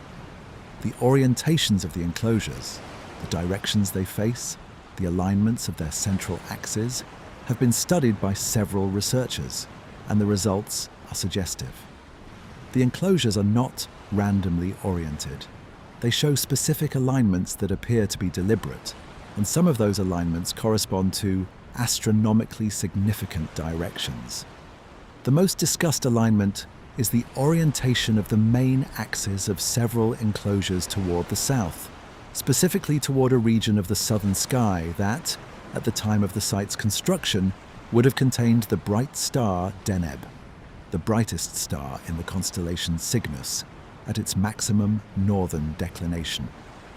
Deneb, during the period of Göbekli Tepe's construction, was located close to the celestial North Pole, the point in the sky around which the stars appear to rotate. This is a consequence of precession. The celestial North Pole does not always point toward Polaris, the North Star that modern navigators use. It traces a circle around the celestial sphere over the approximately 26,000-year precessional cycle. At the time of Göbekli Tepe, the North Celestial Pole was in a different position than it is today, and the star closest to it was not Polaris but Vega or Thuban, depending on the exact period. Deneb, a very bright star in Cygnus, was near enough to the pole to have been a prominent reference point for anyone making careful astronomical observations. The orientation of the Göbekli Tepe enclosures toward the south, toward the direction where the sky moves when you face the celestial pole, suggests that the builders were doing something astronomical when they laid out the enclosures, that the orientations were not arbitrary, but were calculated to align with specific features of the night sky. This does not tell us exactly what they were doing, what specific observations they were making, what calculations, what ceremonies connected to the sky were conducted in the aligned enclosures. But it tells us that the sky mattered to them in a practical, observational sense, that they were watching it carefully enough to know where the celestial pole was and to build their monument in alignment with it. Combined with the Pillar 43 hypothesis, this broader pattern of astronomical orientation suggests that Göbekli Tepe was, among other things, an astronomical observatory. Not in the modern sense of a place for purely scientific observation, but in the ancient sense of a place where the sky was watched, interpreted, connected to the ritual and cosmological life of the community, and used as a framework for understanding the relationship between the human world and the divine. This is not surprising. The sky has been used as a cosmological framework by virtually every human culture. The relationship between celestial observations and religious practice is one of the most consistent features of human cultural history across the globe. What is surprising is how early and how sophisticated the astronomical practice at Göbekli Tepe appears to be, if the alignments and the Pillar 43 encoding are genuine. Let me now turn to the question of who built Göbekli Tepe, and more specifically, what kind of people they were. Not their social organization, we have discussed that, but their inner world, their understanding of themselves and their situation. The builders of Göbekli Tepe were people who had just come through the Younger Dryas. The site was constructed at the very end of the Cold Period and the very beginning of the Holocene, at the moment when the climate was shifting back toward warmth and the landscape was reopening after 1,200 years of constriction. They were the survivors, or the descendants of survivors, of one of the most dramatic climate disruptions in the past 100,000 years. And if the Younger Dryas impact hypothesis is correct, they were the survivors of something even more specific, of a cosmic event that had initiated the Cold Period, that had burned the sky and killed the animals, and disrupted the world their ancestors had known. What kind of people does that make you? It makes you people who know, at a level below articulation, that the world can change without warning. That the sky, which should be the most stable and reliable thing in the world, the one constant overhead that marks the days and the seasons and the years, can do something terrible. That the animals you depend on can die. That the landscape you have built your life around can become inhospitable. It makes you people who take the sky very seriously. People who watch it carefully, who track the movements of the stars and the planets and the occasional dramatic visitor, the comet, the meteor shower, the fireball, with an attention born of the knowledge that these things matter, that they are not just beautiful or interesting, they can be dangerous. And it makes you people who build monuments. Not because monuments solve the problem of cosmic catastrophe. They don't. You cannot build a wall against a falling comet. You cannot carve a pillar that will stop the sky from doing what it did 12,900 years ago. But you can record it. You can say, this happened. You can encode in stone the information that matters. The configuration of the sky at the moment of the disaster. The animals that symbolize the powers involved. The date. The warning. You can build something that will outlast you and everyone you know, and everyone they know. Something that might survive long enough to reach the people who will need to know this. The builders of Göbekli Tepe may have understood, in their own terms, something that we are only beginning to understand in ours. That cosmic impact events are not one-time occurrences. That the debris field of a fragmented comet returns. That the sky that burned once can burn again. The Taurid complex, as we discussed in the previous video, is the remnant of a giant comet that fragmented thousands of years ago. The Earth passes through it every year. The dense swarms within it return on longer cycles. Whatever happened 12,900 years ago, whether it was a Taurid encounter or something else entirely, was not, in principle, unrepeatable. If the builders of Göbekli Tepe understood this, if they knew or believed that the sky could do again what it had done before, then the monument makes complete sense as a warning. Not a warning in the sense of crying out in alarm, but a warning in the sense of a carefully preserved record. Here is what happened. Here is what the sky looked like when it happened. Here is the information you need to recognize it when it comes again. This is the hypothesis we will develop fully in the final part of tonight's journey. But I want to plant it here in the middle of our exploration of the site, because it changes how you read the carvings. If the fox is a constellation, it is also a calendar marker, a way of pointing to a specific time of year when the relevant configuration of stars is visible. If the vulture is Sagittarius, its raised wing is pointing towards something specific in the sky. If the scorpion is Scorpius, its position relative to the other animals marks a moment in the precessional cycle.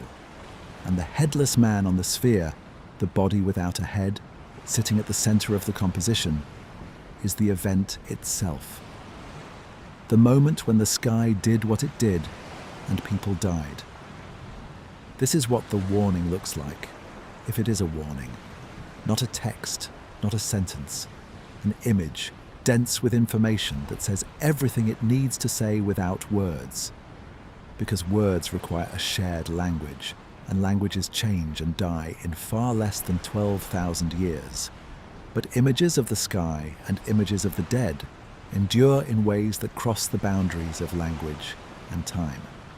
The builders of Göbekli Tepe may have understood this too.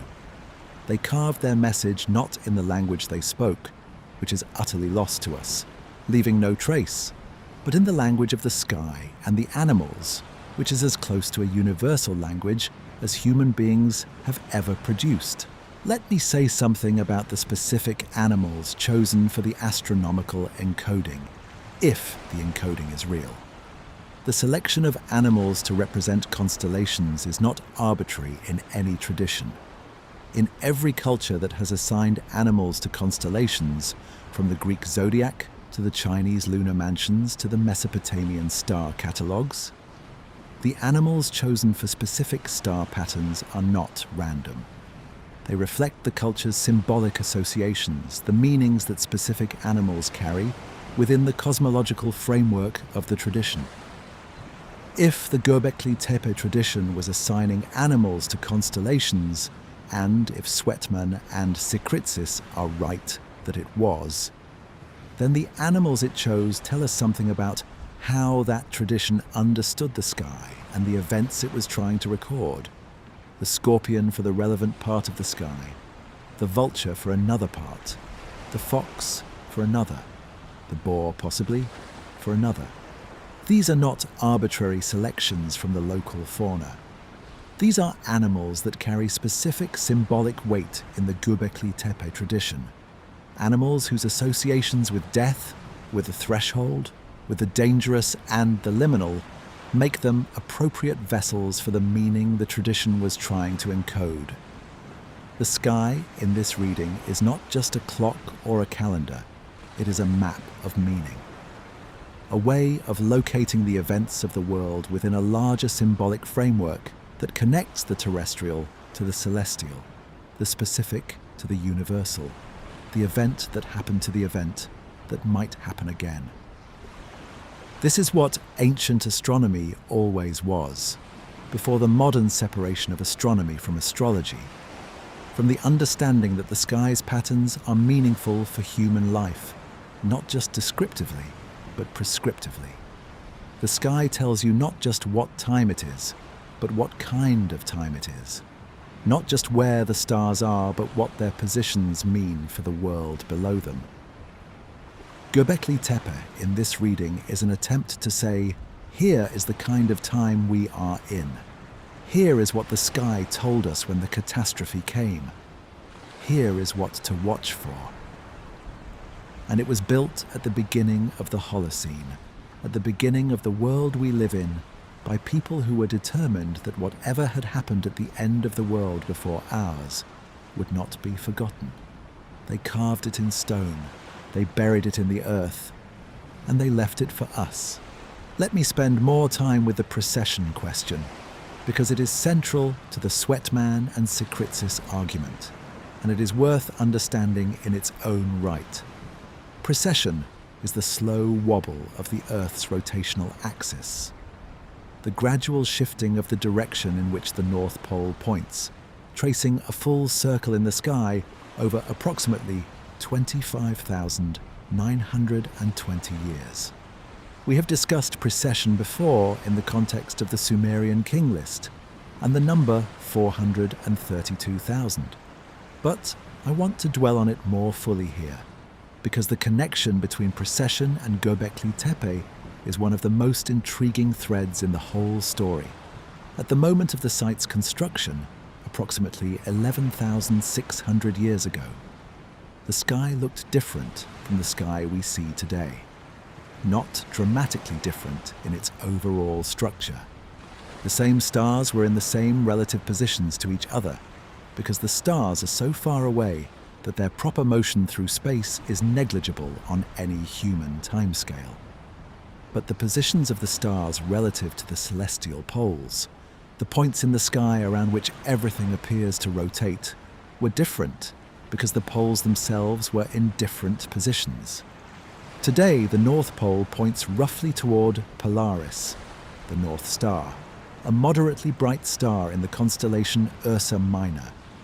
This alignment gives Polaris its special significance. It barely moves as the Earth rotates, making it a reliable fixed reference point for navigation. 11,600 years ago, the Earth's North Pole was pointing in a direction that put the celestial North Pole near the star Vega, one of the brightest stars in the sky, approximately 5 times brighter than Polaris. A night sky navigator of 11,000 years ago using the pole star would have used a very different reference point than a modern one, and the constellations that rose and set at specific times of year that marked the seasons by their appearance at the horizon at dawn or dusk, were different. Scorpius, which in the modern northern hemisphere sky is a summer constellation visible in the south, was in a different position relative to the rising and setting points on the horizon at Göbekli Tepe's latitude. The timing of its rise and set and its relationship to the other constellations was shifted by the precession of thousands of years.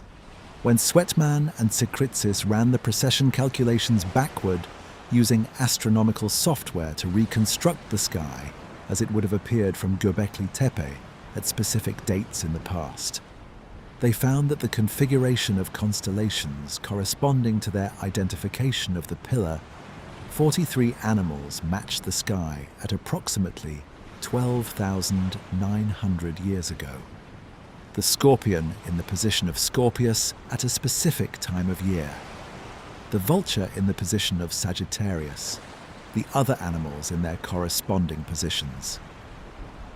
If the identification of the animals with constellations is correct, and that is the critical if, then the Pillar 43 composition is not just approximately connected to the Younger Dryas boundary. It is precisely connected. It encodes, using the slow clock of the precessional cycle, the exact year of the proposed impact event. This level of precision, if real, implies something remarkable about the astronomical knowledge of the Göbekli Tepe builders. To encode a date using precession, you need to know the rate of precession, how fast the pole traces its circle in the sky. You need to know which stars are in which constellations, and how those constellations move against the precessional background. And you need to use this knowledge deliberately, choosing animals that correspond to constellations in the right positions for the date you want to record. None of this is impossible, but all of it is sophisticated. And the sophistication implied, combined with the precision of the proposed date encoding, is part of why the hypothesis has been both compelling to some researchers and deeply skeptical to others. I want to turn now to the specific question of the three objects near the top of Pillar 43. The three identical forms that Sweatman and Sikritsis call handbags, but that have also been called buckets, bags, or abstract symbols in the wider literature. These three objects appear not just on Pillar 43, but at other sites in the Göbekli Tepe tradition, and they appear in later Mesopotamian art as well, on cylinder seals and relief carvings from the Bronze Age, where they are associated with divine figures and with scenes of cosmic significance. Whatever they represent, they were clearly meaningful in the symbolic tradition that runs from Göbekli Tepe through the subsequent cultures of Anatolia and Mesopotamia. Some researchers have proposed that the three handbags are a representation of the three bags in which the Apkallu, the fishmen who brought wisdom to humanity before the Sumerian flood, carried their knowledge. In Babylonian art, the Apkallu are typically depicted holding a bucket or bag in one hand and a cone-shaped object in the other, and they are associated with the transmission of wisdom across the boundary of the flood catastrophe. If the three handbags on Pillar 43 are indeed connected to the Apkallu tradition, if they are representing the carrying of knowledge across a catastrophe, then the composition on Pillar 43 is extraordinarily rich. It would be showing the date of the catastrophe, the deaths caused by it, the cosmic powers involved in it, and the transmission of the knowledge of it across the catastrophe itself. The warning encoded in the monument. The warning that says, remember what happened. Remember the sky configuration. Remember that the knowledge needs to be carried forward. This connection between the Göbekli Tepe symbolism and the later Sumerian Apkallu tradition is one of the most fascinating threads in the whole tapestry of ancient Near Eastern symbolism. It suggests a continuity of cultural tradition, a thread running from the earliest monument builders of the Pre-Pottery Neolithic through to the scribes of Sumer who recorded the king list and the flood myths, that is deeper and more coherent than the conventional picture of separate and unconnected developments. The Apkallu brought wisdom before the flood. The builders of Göbekli Tepe built their monument before, or immediately after, the catastrophe that is the analogue of the Sumerian flood. The handbags on the pillar carry something. What they carry, and to whom, and across what kind of threshold.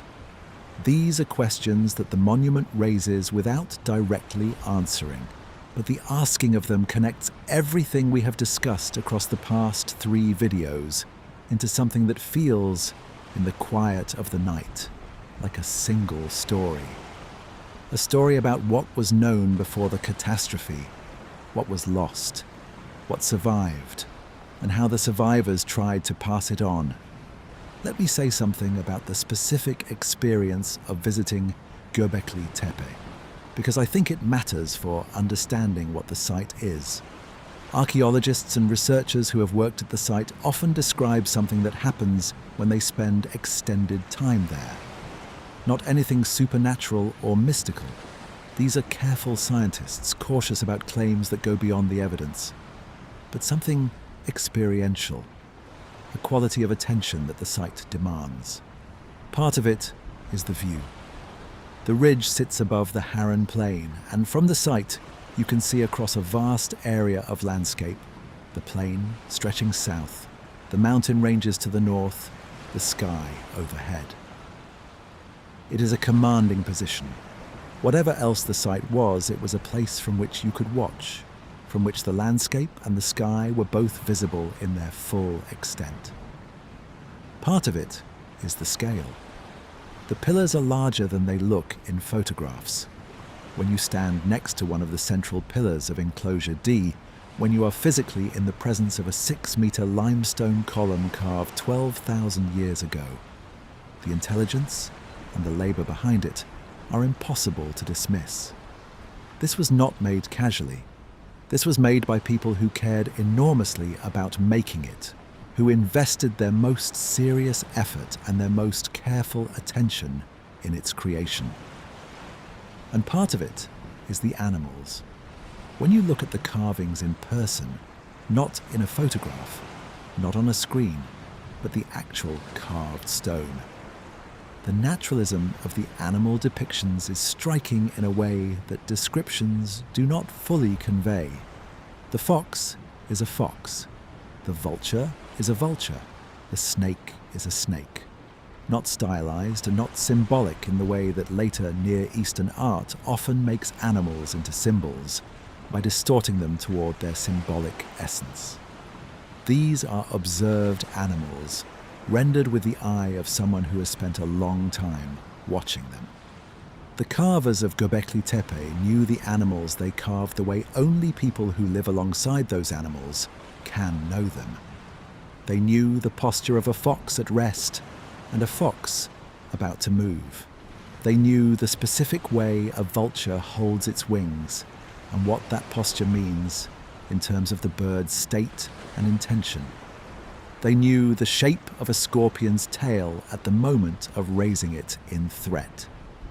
This is the knowledge of people who share the landscape with these animals, who watch them not for amusement, but because their behavior is information, because knowing what the fox is doing and what the vulture is circling over and what the scorpion's posture means is the kind of knowledge that keeps you alive. And these people with this knowledge, this intimate, practical, life or death knowledge of the animal world, chose to put those animals in stone. In a specific arrangement, in a specific space, for specific reasons. We are still working out the reasons. We are still, all these centuries and all these archaeological seasons and all these papers and debates later, still at the beginning of understanding what the builders of Göbekli Tepe were trying to say. That humility is important. The monument is 12,000 years old and we have been seriously studying it for less than 30. We have excavated a fraction of it. We have decoded a fraction of what we have excavated.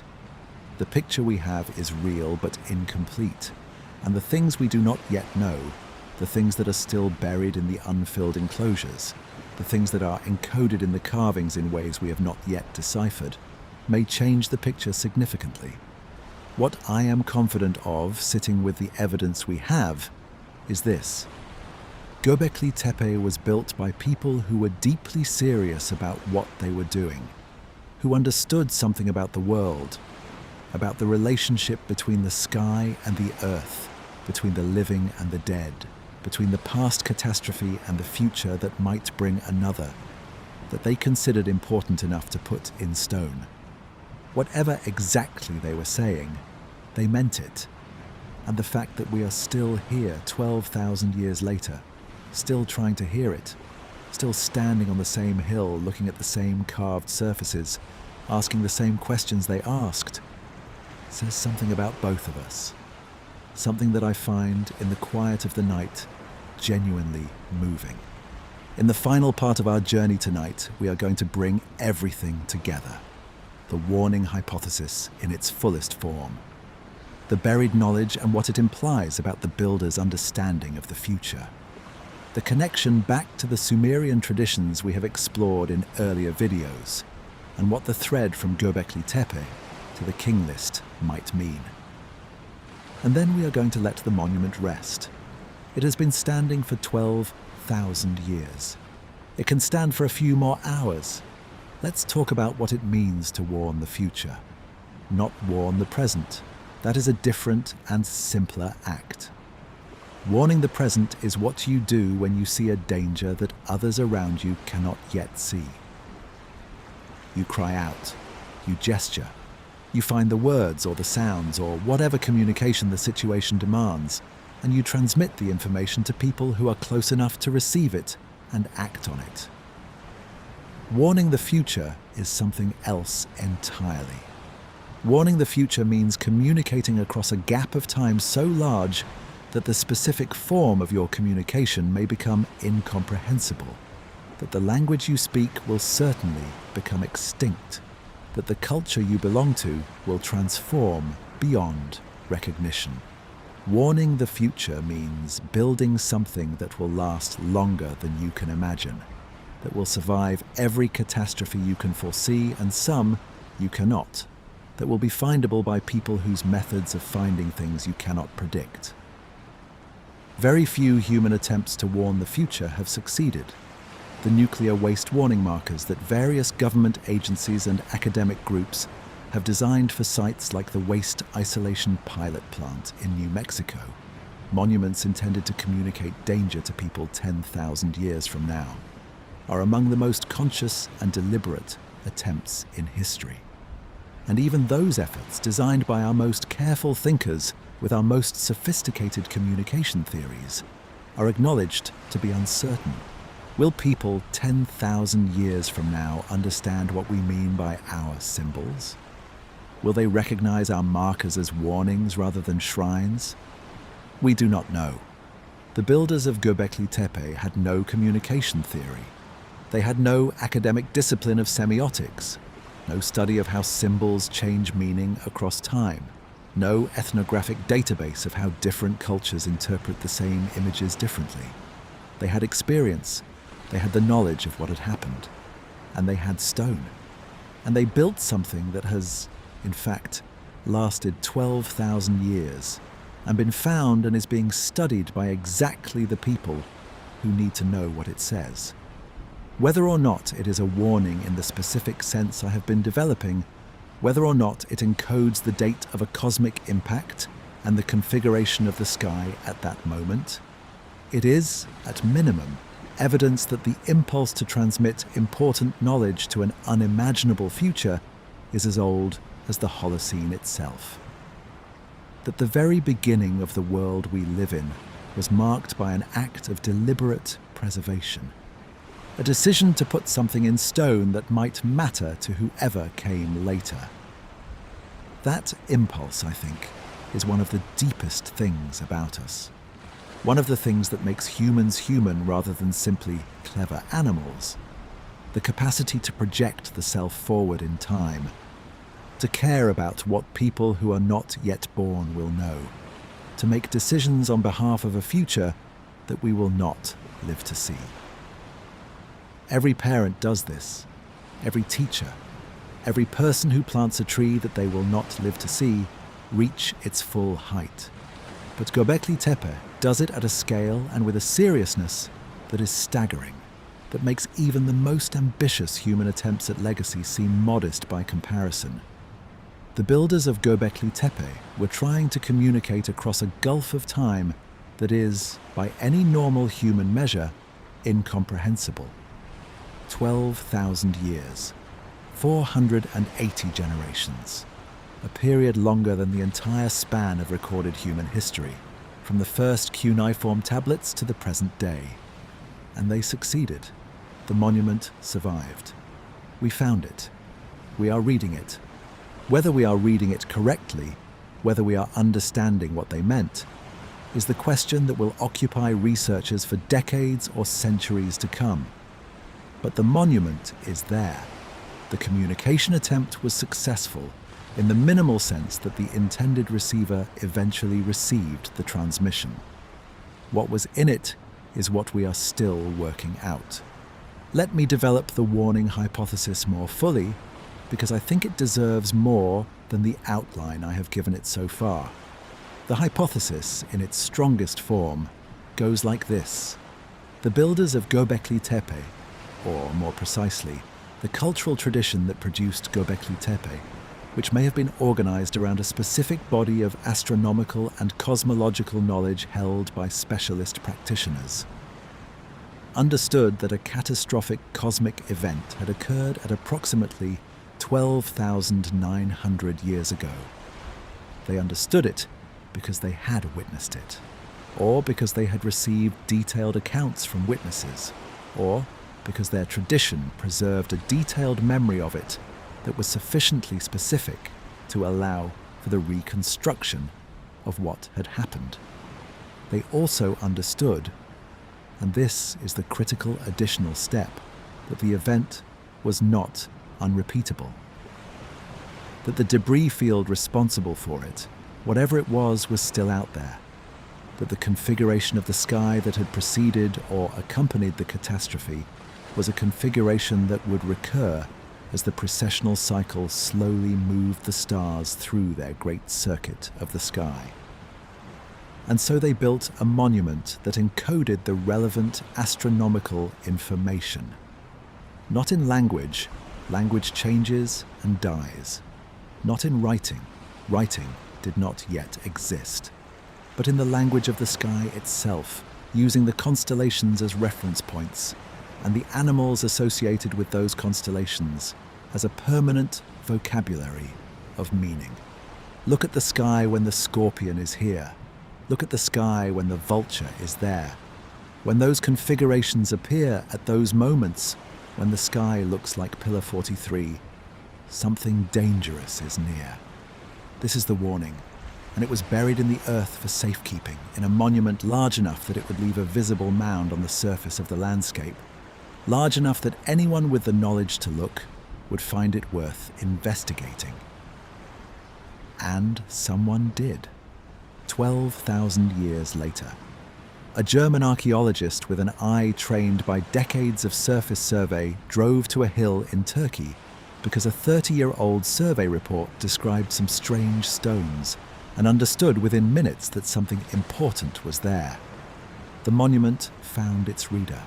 Now, I want to be careful here because the strongest form of the warning hypothesis is also the most speculative.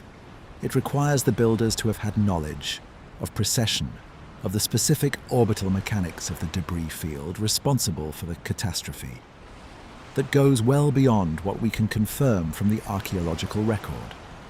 It requires the site's symbolic system to function as a precise astronomical encoding, which the Sweatman and Sikritsis research suggests but does not prove.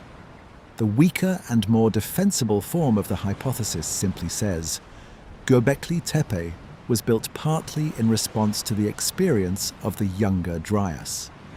That the cultural trauma of the catastrophe, whether triggered by a cosmic impact or by the meltwater pulse or by some combination of factors, produced in the communities of the pre-Pottery Neolithic Fertile Crescent an urgent sense that something important needed to be recorded.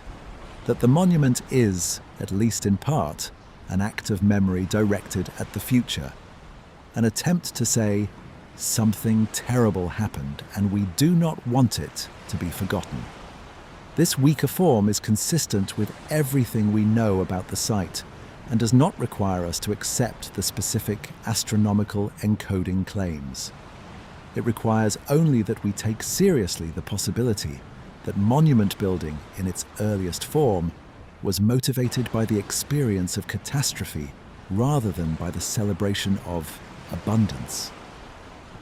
Both forms of the hypothesis connect Göbekli Tepe to the broader story we have been exploring across these videos, the story of a world that was disrupted at the end of the Ice Age, that came through the disruption changed, that produced in its immediate aftermath both the first monuments and the first attempts at permanent food production, and that eventually produced the first cities, and the first writing and the first records of a time before the catastrophe.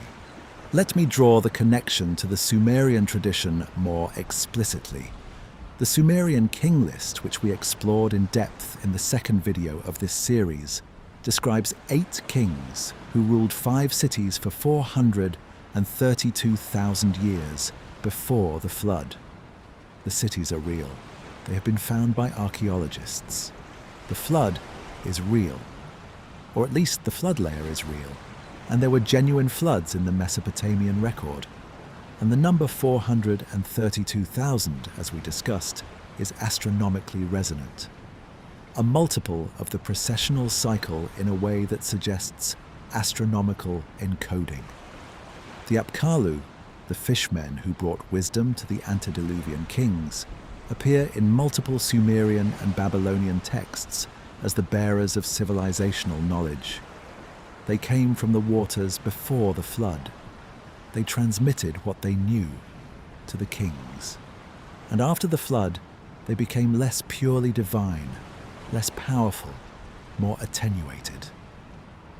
As though the catastrophe had damaged not just the world, but the connection between the human world and the source of the knowledge that had sustained it. Now, the builders of Göbekli Tepe are not the Sumerians. They predate the Sumerians by several thousand years, and they lived in a different part of the broader region.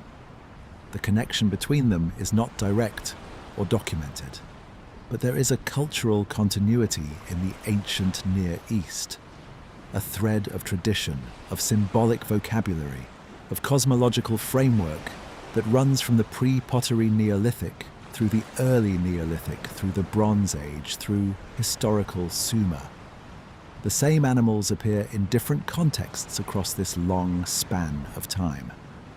The same cosmological concerns, the relationship between the sky and the earth, the management of the dead, the transmission of knowledge across catastrophe, appear in different forms across the same long span.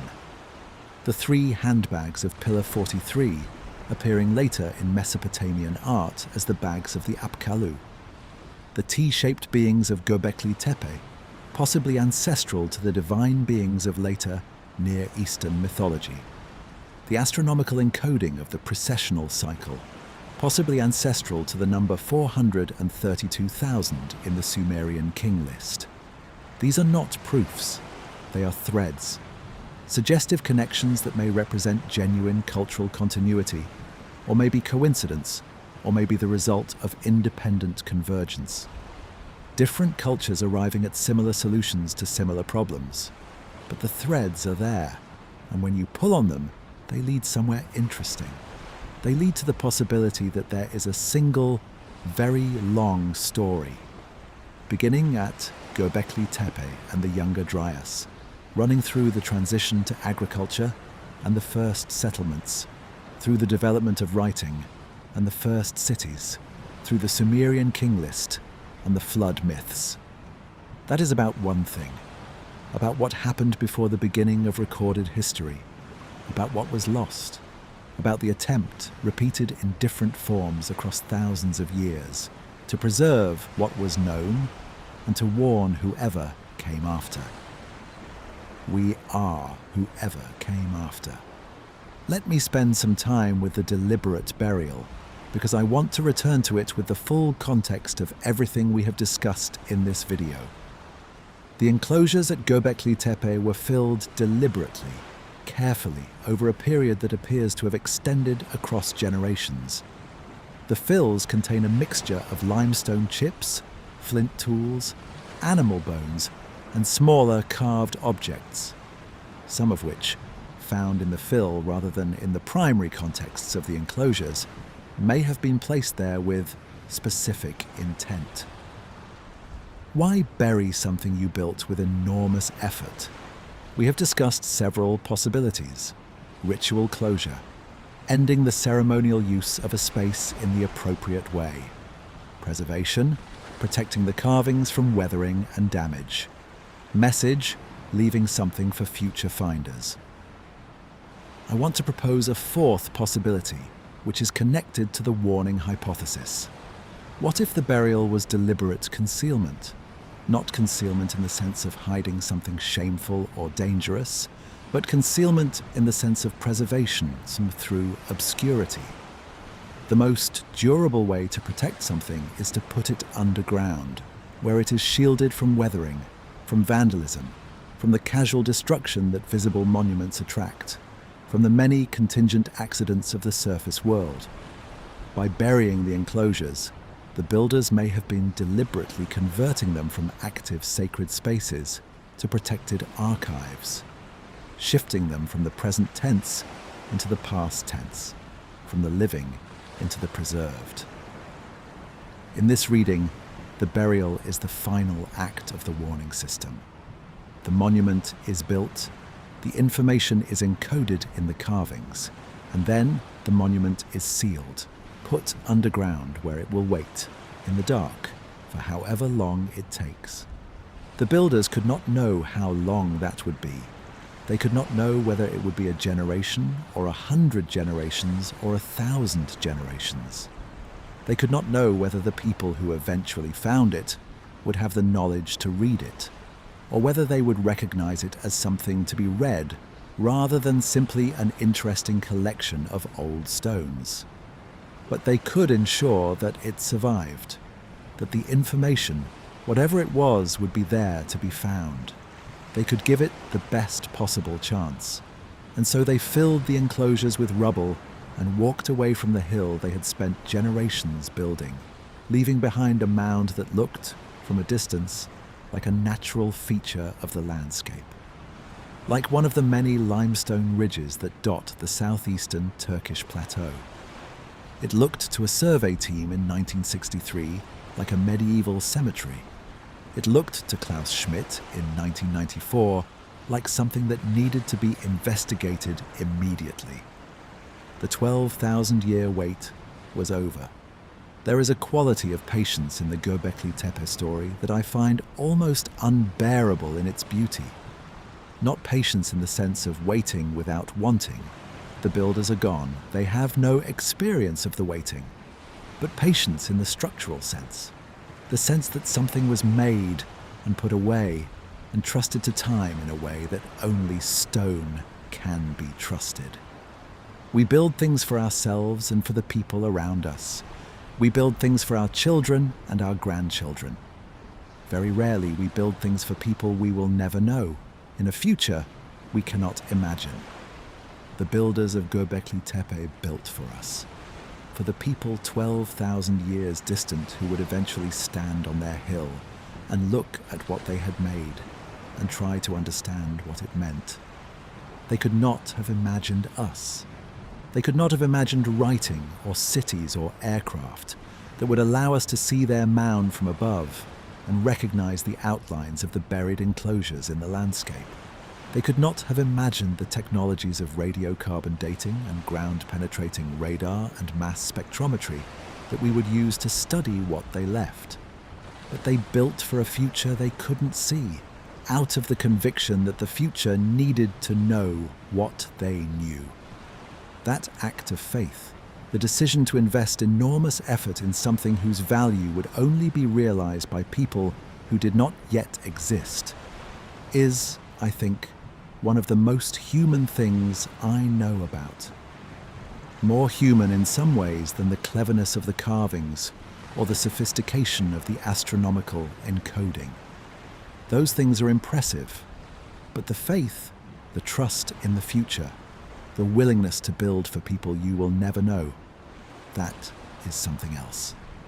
Something that connects the builders of Göbekli Tepe to every person who has ever done something for reasons that will not be understood in their own lifetime. Every teacher who teaches a child who will not discover the value of what they learned for 30 years. Every researcher who publishes a result that will not be appreciated until after their death. Every parent who tries to instill something in a child that the child will only understand when they are a parent themselves. The faith in the future. The decision to act for people who are not yet here. Göbekli Tepe is the oldest example we have found of that faith expressed in stone. I want to say something about what we owe Göbekli Tepe. Not in a sentimental sense, not in the sense of a debt to an ancient monument, but in the sense of what the discovery of the site requires of us. It requires us to revise our understanding of what human beings were capable of at the beginning of the Holocene. The conventional picture of pre-agricultural humanity, as necessarily simple as limited in its social organization and its intellectual ambition by the absence of agriculture and writing and cities, is not adequate to explain Göbekli Tepe. The monument exists. It was built. The people who built it were capable of something that the conventional picture said they could not do. That revision is uncomfortable for some researchers because it calls into question frameworks and assumptions that have been productive and important. But discomfort is not a reason to resist revision. It is, if anything, a sign that the revision is necessary. Göbekli Tepe also requires us to take seriously the question of what else we do not know. If a monument this large and this complex could be built at this early date and remain undiscovered until 1994, what else is out there? What else is buried under the hills of southeastern Turkey, under the sediments of the coastal shelves, under the shallow seas that cover what was once habitable land? The discovery of Göbekli Tepe should make us humble about the completeness of our picture of human prehistory. Not because we know nothing. We know a great deal, and the knowledge is hard-won and carefully verified. But because what we know is determined by what we have found, and what we have found is determined by where we have looked, and there are vast areas of the world's surface, particularly the now submerged coastal areas, where we have barely looked at all. The Younger Dryas Impact Hypothesis, Göbekli Tepe, the Sumerian king list, the flood myths of the ancient world. All of these are pointing at something that conventional prehistory has not fully acknowledged.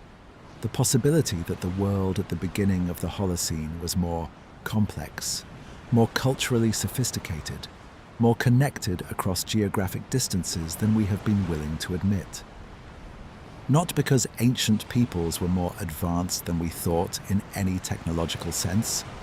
The evidence for sophisticated technology in the pre-Holocene period is limited and contested, but because human beings, fully modern, fully intelligent, fully capable of abstract thought and symbolic communication and complex social organization, have been doing those things for much longer than the monuments and texts we can find would suggest. Göbekli Tepe is a monument to what we don't know, as much as it is a monument to what its builders knew, and sitting with that double meaning, holding both the specific content of what the site contains and the broader implication of what its existence means for our understanding of human history, is, I think, the most honest and the most productive way to approach it. There is more to explore. The tradition that produced Göbekli Tepe did not end when the enclosures were buried. It continued, transformed, adapted, dispersed across the landscape of the ancient Near East in ways that we are only beginning to trace. and the question of what happened to the knowledge encoded in the monument, and where it went, and whether traces of it are still visible in the traditions that came after. That question is still wide open. Let's follow the thread a little further. What happened after the enclosures were filled? After the builders of Göbekli Tepe walked away from the hill, they had spent generations constructing, leaving behind a mound that would eventually look, to anyone passing by, like a natural feature of the landscape. After the last ceremonies were conducted and the last stones were set, and the last fills were packed into the enclosures and smoothed over, what happened to the tradition? This is one of the questions that the Göbekli Tepe research community has been grappling with in the years since the site's importance became clear. Because the deliberate burial of the enclosures, the conversion of an active sacred space into a sealed archive, implies a decision. Not just a decision about what to do with the monument, but a decision about what to do with the knowledge, the ritual practice, the cosmological framework that the monument embodied. Did the builders simply move on, pack up their symbolic vocabulary and their astronomical knowledge, and their understanding of the relationship between the sky and the dead and the living, and carry it to the next hill, the next enclosure, the next expression of the same deep cultural impulse? The evidence suggests, yes, partly, some of them did. The Taş Tepeler sites, the constellation of pre-pottery Neolithic monuments across southeastern Turkey that Göbekli Tepe sits within, did not all fall silent at the same time. Some of them continued to be active into the later phases of the pre-pottery Neolithic, centuries after the Göbekli Tepe enclosures were sealed. The tradition continued in different places, in different forms, for longer than the monument itself was in active use. Karahan Tepe, the site we discussed earlier that has produced the remarkable human face carved in 3 dimensions, appears to have been constructed somewhat later than the main Göbekli Tepe phases. And in some ways it seems more elaborate, more fully developed, as if the tradition was not declining after Göbekli Tepe, but growing. The 3-dimensional face that looks directly at you, the new forms of carving and enclosure design that Karahan Tepe displays. These suggest not a tradition in retreat, but a tradition in evolution. Other Taş Tepeler sites, Karahan Tepe, Yeni Mahalle, Kurtepesi, Taş Tepeler, and others being discovered and investigated on a near-annual basis as the pace of regional survey accelerates. Each adds something to the picture. Each has its own character, its own specific expression of the shared symbolic system. And together, they suggest that the world of the pre-pottery Neolithic Fertile Crescent was extraordinarily culturally active, producing sacred spaces and carved imagery and communal monuments across a wide area with a density and a sophistication that no previous model of this period anticipated. The tradition did not disappear when Göbekli Tepe was buried. It continued, flourished, and eventually transformed into something else. What did it transform into? To answer that, we have to look further south, and a little further forward in time. About 400 kilometers south of Göbekli Tepe, in what is now Jordan, lies a site called Ain Ghazal, one of the largest known early Neolithic settlements in the world. It was occupied from approximately 10,500 to 7,500 years ago, putting it in the period immediately following the active phase of the Göbekli Tepe tradition. Ain Ghazal is significant for many reasons. It is large. At its peak, it may have housed anywhere from 2,000 to 8,000 people, which would make it one of the biggest communities in the world at the time. It has evidence of the full agricultural package: domesticated plants and animals, permanent architecture, organized food storage. And it has something else: statues. The Ain Ghazal statues, found in 2 caches buried beneath the floors of the settlement, in what appears to have been deliberate ritual deposition, are among the most striking works of prehistoric art ever found. They are large. The biggest are almost a meter tall. They are made of lime plaster built up over a reed and twine armature, and they are haunting. The faces of the Ain Ghazal statues are large, staring, with wide-set eyes made of bitumen-coated shells. The body proportions are elongated and stylized. Some of the figures have two heads on a single body. Some appear to be wearing garments, and all of them have an intensity of presence, a quality of staring at you with those wide, dark eyes that is immediately striking even in photographs. Where do these statues come from, culturally speaking? What tradition produced them? The connection to the Göbekli Tepe tradition is not direct or proven. There are several hundred years and several hundred kilometers between them. But the themes are related. The large, staring beings. The deliberate burial beneath the floors of occupied spaces. The sense of presence, of inhabited figures that embody something important. The Ain Ghazal statues were not abandoned when the settlement declined. They were carefully buried, wrapped, placed in pits, covered over, as if, when the community moved on or transformed, the beings they had created needed to be treated with the same care that Göbekli Tepe's builders had treated their enclosures. Put them in the ground, keep them safe, for whoever comes next. The pattern repeats. Moving further forward in time and further into the Neolithic, the site of Çatalhöyük in central Turkey, occupied from approximately 9,500 to 7,700 years ago, represents the most fully developed expression of the tradition that seems to connect, however indirectly, to the Göbekli Tepe builders. Çatalhöyük is a settlement, not a monument, a large, densely occupied town where thousands of people lived in mud brick houses packed so tightly together that there were no streets between them. People moved across the settlement over the roofs of their neighbors' houses and entered their own homes through holes in the ceiling.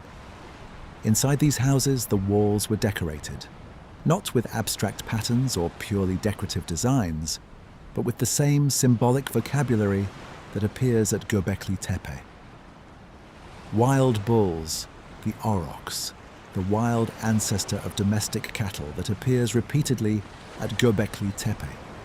Vultures, foxes, hands, imprinted in red ochre on the white plaster of the walls. And the dead.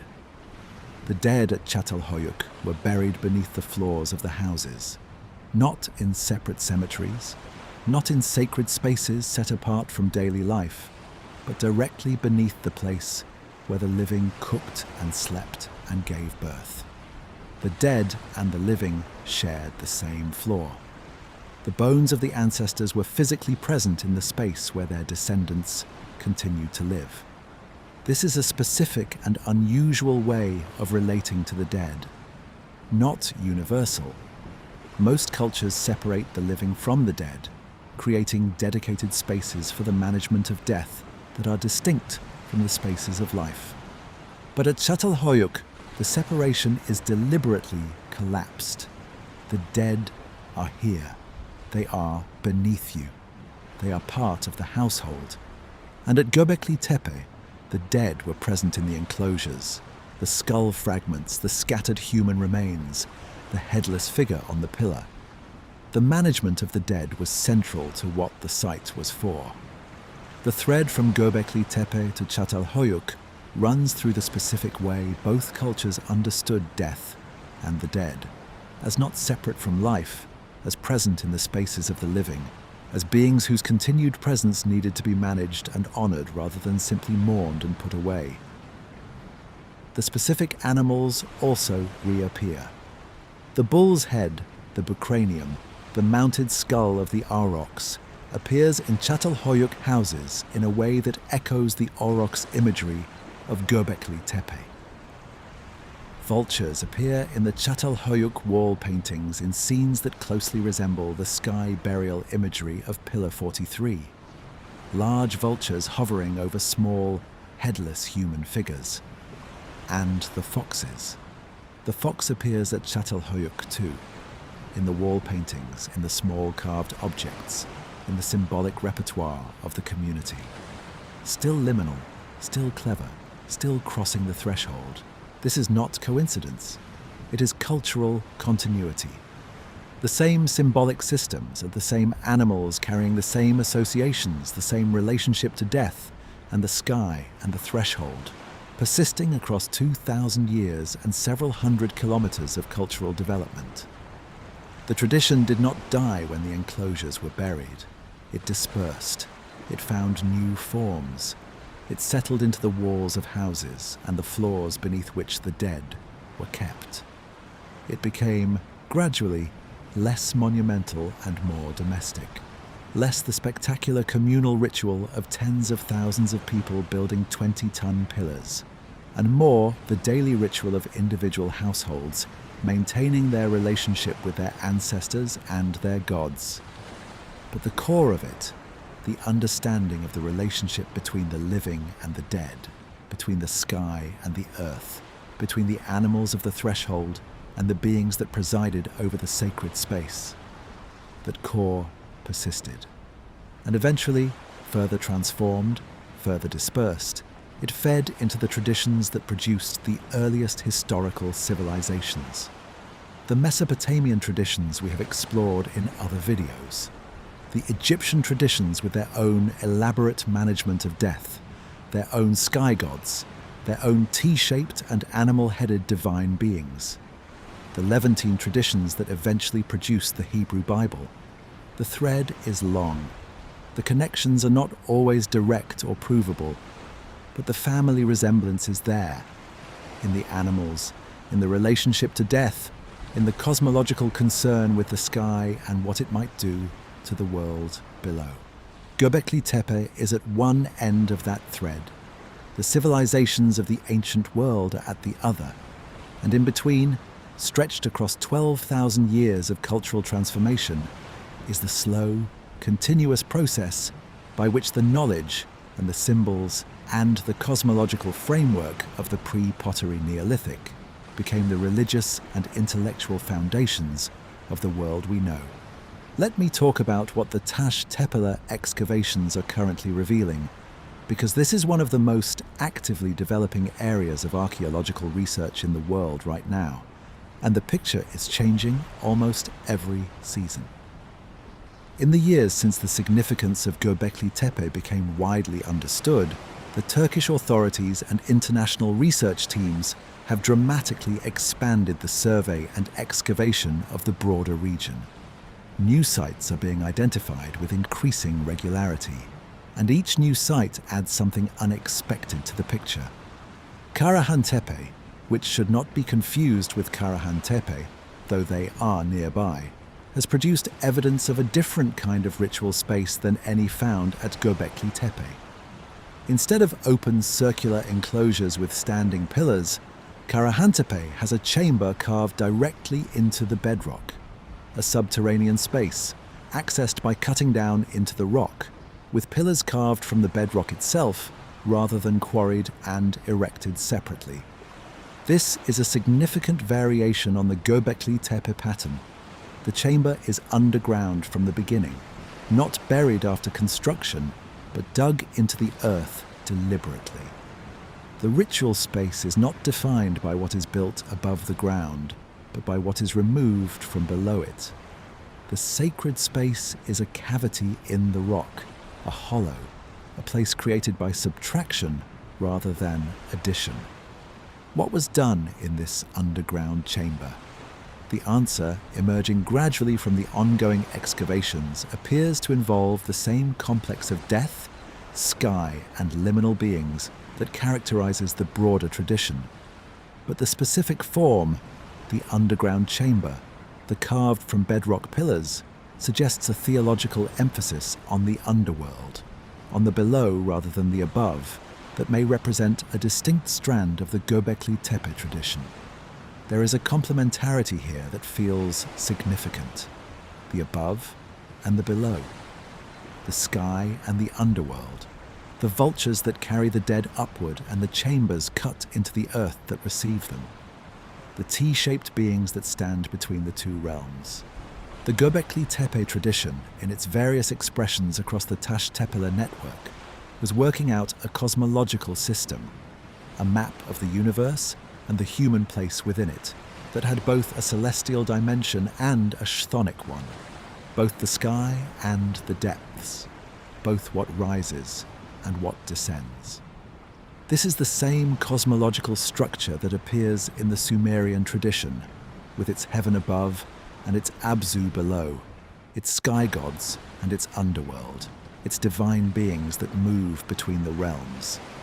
The same structure that appears in Egyptian cosmology, with its sun god who travels through the underworld each night and is reborn each morning. The same structure that appears in Greek mythology, with its Olympus above and its Tartarus below. It may be one of the deepest structures of human cosmological thought, the axis connecting above and below, with the human world suspended in the middle, navigating the relationship between the two. And Göbekli Tepe and the broader Taş Tepeler tradition may be among the earliest physical expressions of that structure that we can directly study. There is also, in the most recent Taş Tepeler excavations, increasing evidence for the use of psychoactive substances in the ritual contexts of the pre-pottery Neolithic. Residues in stone vessels at several sites are consistent with the preparation and consumption of fermented beverages, beers or wines, possibly containing additional psychoactive plants. The evidence is not conclusive, and it is being studied carefully by researchers with appropriate caution. But it adds a dimension to the picture of what was happening in the enclosures and the chambers of the Taş Tepeler tradition that we have not yet fully developed. Altered states of consciousness have a long relationship with ritual practice in human cultures worldwide. The shaman who enters trance, who traverses the boundary between the ordinary world and the spirit world, who encounters the animal spirits and the dead and the cosmic powers and brings back knowledge that is otherwise inaccessible. This figure appears in cultures across the globe, and the use of psychoactive substances to facilitate the trance state is documented in many of those cultures. If the rituals at Göbekli Tepe involved altered states, if the people who stood in the enclosures and looked at the carved pillars were doing so in a state of consciousness that was deliberately modified by the consumption of fermented or psychoactive substances, then the experience of being in the enclosures would have been very different from the experience of simply standing in a room, looking at some interesting carvings. The animals would have been more present, the T-shaped beings more inhabited, the threshold between the ordinary world and whatever lay beyond the carved stone surfaces more permeable. And the astronomical information encoded in the carvings, if it was encoded there, would have been received not as a dry scientific record, but as a felt, experienced, cosmologically alive fact. The sky configuration of 12,900 years ago, shown on Pillar 43, would not have been information to be read and stored. It would have been something to be felt, to be lived inside, even briefly, in the altered space of the ritual. This is speculation. I want to be honest about that. The evidence for psychoactive substances at the Taş Tepeler sites is preliminary and its interpretation is contested. But the speculation is grounded in what we know about how cosmological knowledge was transmitted and maintained in pre-literate cultures, not through abstract instruction, not through reading and memorization, but through experience, through the felt sense of the sacred that is created by ritual, music, darkness, and sometimes altered states. The builders of Göbekli Tepe were not writing down their knowledge. They were encoding it in stone and transmitting it through ritual. And ritual, at its most powerful, is not an intellectual exercise. It is an experience of the real. Whatever they experienced in those enclosures, whatever the T-shaped beings meant to them when they stood in the presence of them, in the dark, perhaps in altered states, surrounded by the carved animals that mark the thresholds of their cosmos. That experience was real to them. It was their most important reality. And the monument was their attempt to make that reality survive. The reality, in the form of the experience, could not survive. Experiences are not transmissible across 12,000 years. Only the stone is transmissible. But the stone is there. And we are here, and the gap between what the stone contains and what we can understand from it, the gap between the lived reality of the builders and our scholarly reconstruction of it, is one of the most productive gaps in the whole of human knowledge. It is where the most interesting questions live. It is where the future of the research on Göbekli Tepe will be made. In the final part of our journey tonight, we are going to bring everything together and let the monument come to rest. We are going to sit with the full weight of what Göbekli Tepe is, the oldest message ever sent, the earliest monument to catastrophe, the stone proof that human beings have been trying to warn the future since the very beginning of the Holocene. And then we are going to let it settle into the limestone silence it has inhabited for 12,000 years. It has been patient. A little longer won't trouble it. What is a monument? Not in the dictionary sense, not the definition. I mean in the felt sense. What is the experience of a monument? What does a monument do that other human productions do not do? A monument is a claim made in material that outlasts the claimant. It is the human determination to be present in a future that we will not live to see, made physical, made real, pressed into stone or cast in bronze or piled in earth so that whoever comes after will know that someone was here and considered something important enough to mark. The earliest monuments we know of are graves. Before there were temples or palaces or city walls or any of the other large-scale constructions that archaeologists study, there were graves, places where the dead were put, deliberately, with care, with the marking of significance. The Neanderthals may have buried their dead. The evidence is disputed, but there are sites where the placement of the body and the associated objects suggest intentionality. Anatomically, modern humans certainly buried their dead with increasing elaborateness from very early in our history. A grave is a monument to the specific, to this person who was here, who mattered to the people who put them in the ground. The grave says, "Remember." Göbekli Tepe is a monument to something larger than any individual. It does not mark a person. It marks an understanding, a cosmological framework, a relationship to the sky and the dead and the powers that govern the world. It is the kind of monument that only becomes possible when a community has developed a shared sense of something so important that it needs to be preserved beyond the lifetime of any individual who holds it. That shift from the monument to the specific person, to the monument, to the shared understanding, is one of the most significant transitions in the whole of human cultural history. It is the shift from the personal to the collective, from the memorial to the cosmological, from the grave to the temple. And Göbekli Tepe sits at the beginning of that shift. It is the oldest example we have found of the kind of monument that is not about a person, but about an idea, about a way of understanding the world that the builders considered important enough to put in stone. The idea, as best we can reconstruct it, was something like this. The sky and the earth are in relationship. The living and the dead are in relationship. The animals of the threshold, the fox, the vulture, the snake, the scorpion, move between the realms and must be acknowledged and honored. The T-shaped beings, whatever they are, preside over the relationships between all these things and must be given a space in which they can be present. And the sky, in its slow turning, carries information. The configurations of the stars mark time in a way that nothing else does, with a precision and a permanence that makes the stars the only truly reliable clock. And among the configurations of the stars, there is one that matters more than the others, one that needs to be remembered, one that says, when you see this, something important may be near. This is what Göbekli Tepe was built to say.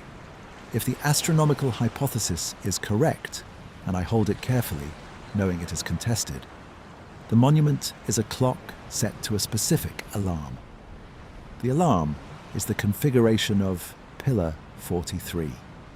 When the sky looks like Pillar 43, pay attention. And if the astronomical hypothesis is wrong, if the animal images are not constellation maps, the monument still says something important. It still says, the sky matters, the dead matter, the threshold matters. Pay attention to the things that move between realms, because they carry information that the ordinary world does not. Either way, the message is, pay attention. This is perhaps the oldest and most fundamental instruction that one human being can give to another. And Göbekli Tepe has been saying it in carved limestone for 12,000 years.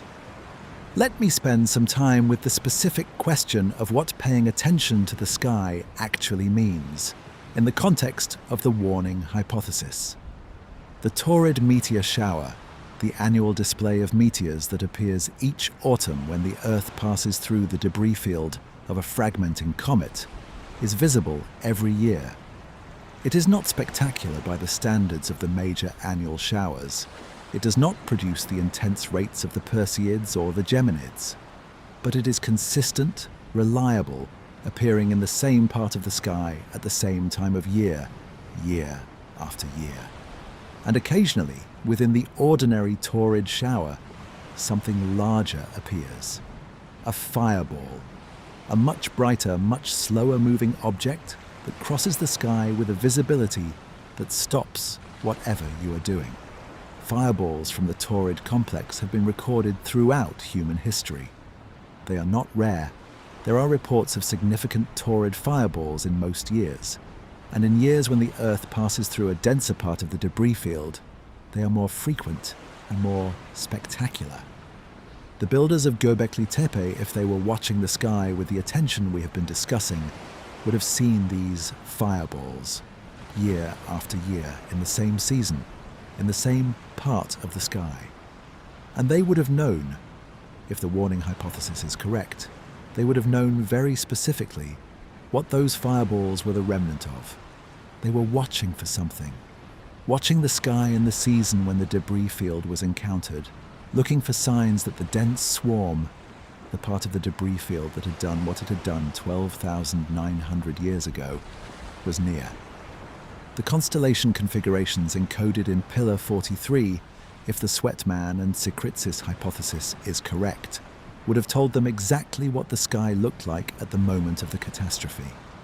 When the sky looked like that again, when the relevant constellations were in the relevant positions, the Earth would be in the relevant part of its orbit, the part that had, once before, brought it into contact with the dense swarm. Not every year, not every century, but at the specific point in the precessional cycle when the configurations aligned again, when the slow clock of precession brought the stars back to their 12,900-year-old positions, the warning would be relevant, and the monument would be there, saying, look at the sky, look at these configurations, remember what happened when the sky looked like this. This is the most specific and most extraordinary version of the warning hypothesis. And I want to be honest that it is the most speculative version too. It requires a level of astronomical sophistication and a specific understanding of the long-term orbital dynamics of the comet debris that goes well beyond what we can confirm from the archaeological record. But it is not impossible. And the fact that it is not impossible, the fact that fully modern human beings, with fully modern cognitive capacity, living in a culture that had been making careful astronomical observations for a very long time, could have developed this level of understanding is itself worth sitting with. We tend to underestimate the people who came before writing.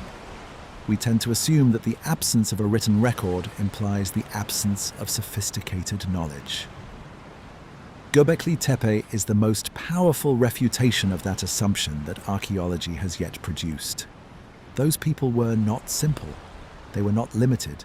They were intelligent, curious, observant, and capable of exactly the kind of long-term, multi-generational project of knowledge accumulation and transmission that the monument represents.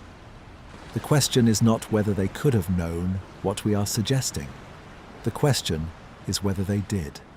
And that question remains open. I want to talk about what it means to be the kind of species that leaves warnings for the future. Other animals mark territory. Some animals build elaborate structures. The bowerbird, the beaver, the mound-building termites whose structures are the largest architecture, relative to body size, produced by any living thing. Some animals appear to mourn their dead, to recognize the significance of a group member's absence. But no other animal builds a monument that is intended to communicate to beings who do not yet exist about an event that occurred before any of them were born, in a form that is designed to survive long enough to be comprehensible to whoever eventually finds it. This is unique to us. This capacity to reach across time, backward to the past and forward to the future simultaneously in a single act of construction, is one of the things that most distinctly marks us as the kind of creature we are. We carry the past forward and we send messages into the future. We are the species that does both of those things at the same time, always. The present is always the meeting point between what we have received from those who came before and what we are sending to those who will come after. Göbekli Tepe is the oldest example we have found of the full expression of this capacity. The builders received something from their past, the memory of the catastrophe, the astronomical knowledge, the symbolic vocabulary of the T-shaped beings and the threshold animals. And they sent it forward into a future they could not imagine, in a form they hoped would survive. And it did survive. And we received it. That act of reception, the act of standing in front of the carved limestone and trying to understand what it is saying, is the completion of a communication that began 12,000 years ago. The message was sent. It has been received. The loop is closed. Whether we have understood the message correctly is another question. The loop is closed in the sense that we are here, looking at what they left. It may not be closed in the sense of having fully decoded what they intended to say, but we are working on it. And as long as we are working on it, as long as there are people who care enough about the question to spend their careers excavating the hill and studying the carvings and arguing about the constellations, the communication is alive. The message has not yet been fully received, which means the builders of Göbekli Tepe are, in some strange sense, still in the middle of telling us something. That is a thought I find strangely comforting, that the oldest story in the world is not finished, that we are still in the middle of hearing it. The night is very deep now, and the monument is very patient. Let's begin to let it rest. There is a quality of silence that limestone carries, not the silence of absence. The stone is full of the millions of years of its own history, the compressed shells of ancient marine organisms, the geological time that produced the material the builders used, but the silence of the very dense, the very old, the very still. When you are in the presence of something made of limestone, when you touch the stone, if you are lucky enough to be close enough, there is a coolness to it. A specific temperature that is not quite the temperature of the air around it, that holds the cold of the deep earth from which it was cut. The stone remembers the earth it came from. The central pillars of Enclosure D carry that coolness. Whatever light falls on them during the day, and in the summer, the Turkish sun is fierce, the light intense and direct. The stone holds the dark cold of the underground, the temperature of the quarry, the memory of being part of the ridge. In the night, the limestone of the pillars and the carved animals and the T-shaped beings is the same temperature as the night air around it. Everything in the enclosure is equally cool, equally still, equally held in the particular quiet of the Anatolian night. Let yourself become part of that quiet, not the dramatic quiet of an empty cathedral, not the imposed silence of a museum, the ordinary quiet of a hillside at night, the wind occasionally moving, the insects making their sounds. The stars overhead shifted from their Holocene positions by 12,000 years of precession, but essentially the same stars. The same light that fell on the builders is falling on the hill right now. Let your breath slow. There is nothing you need to understand at this hour. The questions will still be there in the morning. The constellation hypothesis, the Younger Dryas connection, the 3 handbags and what they carry, the headless man and what he means. All of it will still be there, patient as limestone, waiting for you to return to it with fresh eyes. Tonight, you have held something very old. You have tried to hear a message sent 12,000 years ago by people who had no way of knowing you existed, but who built something large enough and durable enough that the chance of it reaching someone eventually was worth the enormous effort of its construction. It reached you. That is not nothing. That is, in its quiet way, one of the most remarkable things I can think of. Let the fox cross the threshold one more time from the carved world of the pillar into whatever lies beyond it. Let the vulture hold its wing raised against a sky that is 12,000 years younger than the carving of it. Let the scorpion be still. Let the hands on the central pillars rest at the ends of their carved arms, the fingers spread, at peace. Let the T-shaped beings stand in their enclosure in the dark. They have been standing for 12,000 years. They are very good at it. Let the hill be the hill, limestone and silence and the slow turning of the stars. And let yourself rest inside all of that, inside the 12,000 years, inside the extraordinary fact of being a creature who can receive a message sent before your civilization existed, who can try to read it, who can care about what it says.